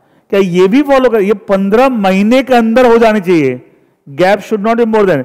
ये थोड़ी कि 15 महीने जिस दिन पूरे हों उसी दिन करूंगा, ये तो लास्ट है, ये तो क्या लास्ट डेट है। हम 15 महीने में कभी भी कर सकते हैं, but not later than 15 months. ये सुनो, इसका अगर मैं 30 सितंबर में भी कर रहा हूं तो क्या विद इन 30 अप टू 30 सितंबर, तो क्या 15 महीने के अंदर ही कर रहा हूं? तो ये भी फॉलो हुआ टू द एक्सटेंट पॉसिबल, ये भी फॉलो हुआ। लेकिन अगर मैंने ऐसा किया कि साहब 30 सितंबर के ऊपर एक दिन भी गया, क्या ये प्रोविजन मैंने टोटली इग्नोर कर दिया? Yes or no? एंड क्या ये allowed according to rule harmonic construction? नहीं। तो हमने अप्लाई करके आंसर क्या निकाल लिया कि साहब मैक्सिमम मेरी एजीएम कब तक हो जानी चाहिए? 30 सितंबर 2022। और ऐसा करने में क्या हमने दोनों प्रोविजन को फॉलो किया टू द एक्सटेंट पॉसिबल। लेकिन अगर मैं 30 के ऊपर एक भी दिन गया तो क्या होगा? एक प्रोविजन को हम totally dead letter of the law बना रहे हैं। 6(1) वाला प्रोविजन तो टोटली बेकार हो गया, एंड वो हम नहीं कर सकते। That is not allowed according to rule of harmonious construction. समझ आया नहीं आया? अब जब ये हम बताते क्या बच्चे, सर ये तो यहां तक कर सकते हैं भाई, वो तो ठीक है, दूसरा भी तो प्रोविजन है, सब इसके बाद क्यों नहीं कर सकते? कर ले, फिर इसको तो जीरो कर रहा है। Rule of harmonious construction allow थोड़ी करते हैं। अच्छा लॉ मेकर ने ये भी तो कुछ सोच के बना रखा है, उसकी भी तो रिस्पेक्ट कीजिए। कई बच्चे जिद बढ़ जाते हैं, सर ये तो अजीब सा लग रहा है। अजीब क्या भाई, रूल ऑफ हार्मोनियस कंस्ट्रक्शन लगाइए। कई लोग का जिद होते हैं, मतलब अजीब, उनका माइंडसेट अजीब सा होता है। सब मेरा एक पैर यहाँ है, दूसरा वहां पहुंच जाए, कैसे पहुंच जाएगा भाई? दूसरे पे उसको भी तो चलाना पड़ेगा। वही मतलब एक चीज को फिक्स कर दिया तो भाई दो सब चीज साथ लेके चलनी पड़ेगी ना। समझ आया पॉइंट? क्लियर है?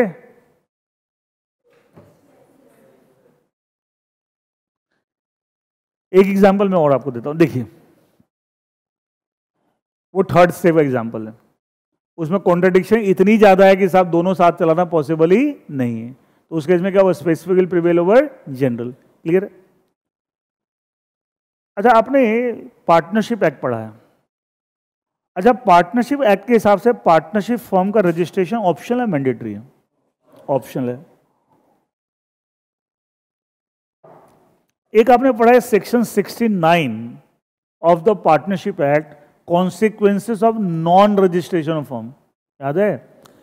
अच्छा उसमें पढ़ा होगा अगर एक फर्म अनरजिस्टर्ड है तो उस फर्म के पार्टनर्स आपस में एक दूसरे को किसी भी चीज के लिए सू नहीं कर सकते, लेकिन फिर भी आपको डिजोल्यूशन ऑफ फर्म के लिए, याद कुछ आ रहा है एक्सेप्शन था, या डिजॉल्व फर्म के अकाउंट्स मांग सकता है, या उसकी जो शेयरिंग है वो मांग सकता है, और वो नहीं मिला उसके लिए वो एक दूसरे को सू कर सकते हैं, एक दूसरे को sue, even if the firm is unregistered. याद है? याद है? तो ये अलाउड है, अदरवाइज एक पार्टनर दूसरे पार्टनर सू नहीं कर सकता अगर firm is not registered, firm is not, ये है। अब मान लिया एक पार्टनरशिप फर्म है, क्लियर, एंड इसके अंदर जैसे 60 पार्टनर्स हैं और ये अनरजिस्टर्ड है। तो according to section 69 of Indian partnership act, क्या इसके पार्टनर्स जनरली एक दूसरे को सू नहीं कर सकते, लेकिन तीन चीज के लिए सू कर सकते हैं? क्या? डिजोल्यूशन ऑफ फर्म, है ना, अकाउंट्स ऑफ डिजोल्व फर्म, तो भैया फर्म डिजोल्व हो गई, एक पार्टनर दूसरे पार्टनर को अकाउंट्स नहीं दिखा रहा, या एक पार्टनर का जो हिस्सा है उसे नहीं मिल रहा, तो वो दूसरे को सू कर सकता है, और share in the dissolve firm, सब डिजोल्यूशन से रिलेटेड है। One partner can sue the other even if the firm is unregistered. अब मुझे बताइए एक फर्म जिसमें 60 पार्टनर है और अनरजिस्टर्ड है, क्या उसके पार्टनर इन तीन चीजों के लिए सू कर सकते हैं एक दूसरे को? कर सकते हैं। यहां तक कोई डाउट? क्लियर है? अब कंपनीज एक्ट का, इसका भी रेफरेंस आपको फाउंडेशन मैंने दे रखा है। कंपनीज एक्ट में एक सेक्शन है, section 464, that talks about illegal association. वो ये कहता है अगर कोई भी एसोसिएशन ऑफ पर्सन, अच्छा पार्टनरशिप फर्म भी एसोसिएशन पर्सन है, आया ना, तो है कंपनीज एक्ट में, लेकिन ये किसी भी एसोसिएशन पर्सन के लिए है। तो प्रोविजन है कंपनीज एक्ट में, बट ये कंपनी के लिए नहीं है, और इनफैक्ट ये कंपनी में तो लगता ही नहीं है। अच्छा कंपनी में एसोसिएशन पर्सन है ना, एनी टू और मोर पर्सन, कोई भी एसोसिएशन वो भी है, लेकिन कंपनी में तो लगता ही नहीं है, बाकी एसोसिएशन पर लगता है। क्यों?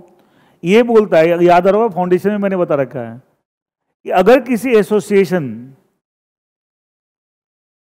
कोई एसोसिएशन ऑफ पर्सन है, एओपी है, उसमें अगर अप टू 50 पर्सन्स हैं तो उसका रजिस्ट्रेशन ऑप्शनल है, अकॉर्डिंग टू ये कंपनीज एक्ट सेक्शन 464 बता रहा हूं। और अगर मोर देन 50% है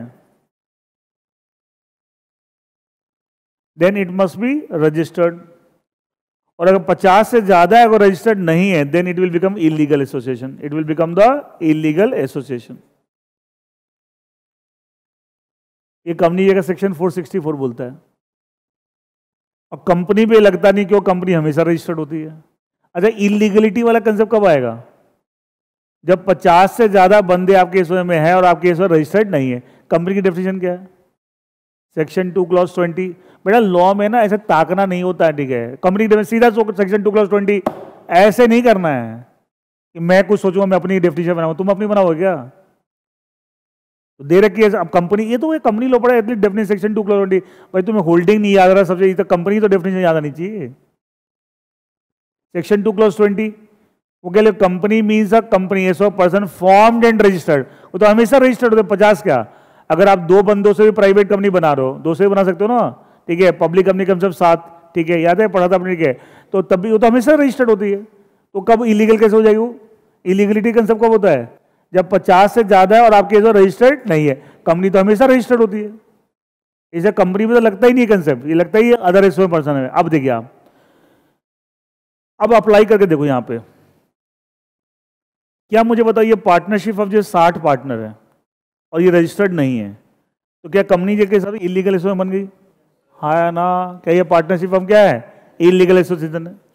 अच्छा, कंपनी जैसे सेक्शन 464 ये बोलता है अगर कोई एसोसिएशन इलीगल एसोसिएशन है तो वो एसोसिएशन के जो मेंबर्स हैं वो आपस में किसी को एक दूसरे के लिए किसी भी चीज के लिए सू नहीं कर सकते। मतलब लॉ ऐसे मानेगा जैसे वो एग्जिस्ट ही नहीं करती है, as if is not in existence. ये मैं पढ़ाऊंगा भी डिटेल में आपको अभी जब कंपनी लॉ पे पढ़ाऊंगा, ठीक है। फाउंडेशन में थोड़ा सा याद है, अपने पार्टनरशिप में पढ़ाता था मैक्सिमम 50 पार्टनर होता है विदाउट रजिस्ट्रेशन। अगर 50 से ज्यादा करना रजिस्ट्रेशन कराना जरूरी है, याद है पढ़ा था, ठीक है। यहीं से रिलेट किया था, ये पार्टनरशिप एक्ट में थोड़ी लिखा हुआ है, कहां से रिलेट किया था? 464 ऑफ कंपनीज एक्ट। अब देखो ये बोल रहा अगर कोई इलीगल है तो उसके मेंबर्स एक दूसरे को किसी भी चीज के लिए सू नहीं कर सकते। क्लियर है? अब मुझे बताइए पार्टनरशिप फर्म क्या इलीगल एसोसिएशन है? कोई 50 से ज्यादा 60 पार्टनर अनरजिस्टर्ड है। तो according to companies act section 464 क्या इसके पार्टनर्स एक दूसरे को किसी भी चीज के लिए सू कर सकते हैं? नहीं। But according to section 69 of Indian partnership act क्या ये 3 चीज के लिए सू कर सकते हैं? तो क्या यहां पे कॉन्ट्रडिक्शन है दोनों बातों में? एक के हिसाब से आप किसी चीज के लिए नहीं कर सकते और एक के हिसाब से 3 चीज के अलावा किसी चीज 3 चीज के लिए कर सकते। तो 3 चीज के लिए सुख कर सकते या नहीं कर सकते? क्या इस बात पे क्या दोनों में डायरेक्ट कॉन्ट्रडिक्शन है? ये सुनो, अच्छा दोनों साथ चला सकते हो, या तो कर सकते हैं या नहीं कर सकते, एक ही बात होगी ना। ये सुनो, तो क्या करेंगे? थर्ड स्टेप क्या करेंगे? थर्ड, पहला पॉसिबल नहीं है, 3 पॉइंट लिखा है ना मैंने आपको, दूसरा भी पॉसिबल नहीं है, टू द एक्सटेंट पॉसिबल, वो सेक्शन 96 जो एजीएम वहां था, टू द एक्सटेंट पॉसिबल। ये क्या हो गया? Third, specific will prevail over general. अच्छा, हमने एग्जांपल किसका लिया? पार्टनरशिप फॉर्म का। अच्छा, एक तरफ इंडियन पार्टनरशिप के प्रोविजन सेक्शन 69 और एक तरफ कंपनी 464 इलीगल एसोसिएशन। अच्छा, कंपनी एक्ट का जो 464 है खाली पार्टनरशिप फॉर्म है, एनी एसो पर्सन, वहां पार्टनरशिप फॉर्म थोड़ी टर्म लिखा हुआ, क्या लिखा हुआ? Association of person. इसका मतलब क्या वो किसी भी एसो पर्सन के लिए है, और पार्टनरशिप एक्ट सिर्फ किसके लिए? पार्टनरशिप फर्म के लिए। तो देखा जाए दोनों प्रोविजन में कॉन्ट्रडिक्शन हो रहा है, एक पार्टनरशिप एक्ट का और एक कंपनी एक्ट का सेक्शन 464। तो दोनों में कौन सा स्पेसिफिक है? हम जो एग्जांपल हमने लिया है पार्टनरशिप फर्म का एग्जांपल लिया, तो पार्टनरशिप एक्ट तो सिर्फ पार्टनरशिप फर्म पे लगता है, इसका स्पेसिफिक कौन सा हो गया? पार्टनरशिप एक्ट का सेक्शन 69 वो प्रिवेल कर जाएगा। इसका मतलब क्या हुआ? ये फॉलो कीजिए, 60 से आप कंपनी जगह 464 को इग्नोर कर दीजिए। एंड इसका मतलब क्या है? 3 चीजों के लिए सू कर सकते हैं, 3 चीजों के लिए सू कर सकते हैं। क्या हमने हार्मोनियस कंस्ट्रक्शन रूल अप्लाई करके सॉल्यूशन निकाल दिया? ये सुनो, अब ये जो मैंने एग्जांपल दिया, क्वेश्चन आ जाए एग्जाम में, सेम क्वेश्चन आ जाए, क्या इसको सॉल्व करने के लिए 3 बातें पता होनी चाहिए। You should be aware about the provision of partnership act, you should be aware about the provision 464 of companies act, and should also about the rule of reasonable construction. आज एक बताइए इसमें क्या होगा कि वेदर इट विल बी, क्या करेंगे ultimately, क्या सॉल्यूशन होगा, what should be the right correct interpretation. क्या इसके लिए तीनों चीजें पता होनी चाहिए। सुनो, you should be aware about the provision of partnership act, provision of section 464 of companies act, and you should know also how to crack this situation by applying the rule of harmonious construction. ये third step लगाया था मैंने, ये सुनो, specific has prevailed over the general. समझ आया? पक्का? एक बार किताब से खाली पढ़ लेते हैं, मजा आएगा। धीरे धीरे, चिंता नहीं करो, ठीक है। अभी धीरे धीरे रिदम में हम आएंगे, ठीक है। लेकिन आप लोग मुस्कुराए तो ना, चेहरे पे ना डलनेस नहीं होनी चाहिए, स्माइलिंग फेसेस, ठीक है। धीरे धीरे सब रिदम में आ जाएंगे। फाउंडेशन वाले, अब जो फाउंडेशन का भी बैच वहाँ पे खत्म हुआ है, लास्ट में गए। सर शुरू में बड़ा, लेकिन अब मजा आ रहा है सर, अब अच्छा लग रहा है, लॉ में भी बड़ा इंटरेस्टिंग है। तो मैंने कब बोला था बोरिंग है, तो तुम मान रहे थे कि तुम्हारे दिमाग में पहले से ऐसी चीजें सेट कर दी गई हैं, सब लैंग्वेज वो याद करने का है, वो रटने का है, फलाना है, डिगना, ठीक है। बट मैं समझता लॉ से ज़्यादा प्रैक्टिकल कोई चीज़ ही नहीं है। प्रैक्टिकल का मतलब सोसाइटी को चलाता है, सोसाइटी में देखा था इन चीज़ों का ज़्यादा यूज है और जो जोड़ घटा वाली चीज़ों का यूज नहीं होता है। अच्छा हाई फाई चीज़ें पढ़ लेते हैं हम लोग, ठीक है, डे टू डे लाइफ में दिखती हैं वो चीज़ें। अच्छा साइंस में पढ़ लिया, केमिस्ट्री, एटम, फलाना, डे टू लाइफ में वो सब चीज़ आप ऑब्जर्व कर पाते हो, लेकिन ये तो चीज़ें रोज दिखती हैं हमें, है ना। अब मैं तो सारे एग्जाम्पल ही जनरल सोसाइटी के देता हूँ, तो सोसाइटी के लिए लॉ बना है, ठीक है। देखिए rule of harmonious construction applied where multiple provision law applicable in given situation when different section in enactment, enactment act को बोलते हैं, बताया था मैंने आपको, are to be the enacted, enactment बनाने बनाया, इनैक्टमेंट एक्ट को बोलते हैं, are to be interpreted, they should be done in such a way that the act as a whole, सब मतलब पूरा एक्ट में जितने प्रोविजन लग रहे हैं सबको हम ध्यान रखें, मतलब पूरा एक्ट एक यूजफुल पर्पज सर्व करे, ये नहीं कि हमने एक को फॉलो, एक को पूरा छोड़ दिया, वे नहीं करना आपको। It may be possible that different section may appear to mean contrary to each other, contradict हो रहा, or contradicting each other. Under such circumstances, an attempt should be made to reconcile, वही, to the provision of the act, and effect should be given to effect to both the apparently contradictory provision. Thereby, head-on clash between different sections of the act is avoided, and this is known as harmonious construction. The effect should be given to both the laws is the very essence of the rule of harmonious construction. ये second step की बात कर रहे हैं। अच्छा first step में कोई harmonious नहीं था कि जब हम पूरा फॉलो कर रहे हैं वहां क्या हार्मोनाइज कर रहे हैं, हार्मोनाइज क्या कर रहे हैं मेनली सेकंड स्टेप में, कहां पे, सेकंड स्टेप में, जो बता ना, to the follow to the extend possible. Thus a construction interpretation that reduces one of the provisions to a dead letter, मतलब ऐसे इंटरप्रिटेशन जो एक प्रोविजन को डेड लेटर बना रहे हैं, क्या अलाउड है, not allowed, is not harmonious construction, ये हार्मोनियस कंस्ट्रक्शन नहीं है, ठीक है। अब कई बार ना यही सेंटेंस लिख देंगे, is up that one the interpretation should be done in such a way so that one provision the law should not become a dead letter of the law, explain this, क्या rule of harmonious construction की बात कर रहा है, इसी line उठा question बना दिया। But wait not possible to give effect to the both the provision harmoniously, क्या थर्ड स्टेप की बात कर रहा है, आया ना, हार्मोनाइज करना पॉसिबल ही नहीं है। Then collision may be avoided by holding that one section which is in conflict with another merely provide for an exception or specific rule different from the general rule. क्या वो एक specific हो गया और एक general? A specific rule will override a general rule. A specific provision will prevail over the general. This principle is usually expressed by the maxim generalia.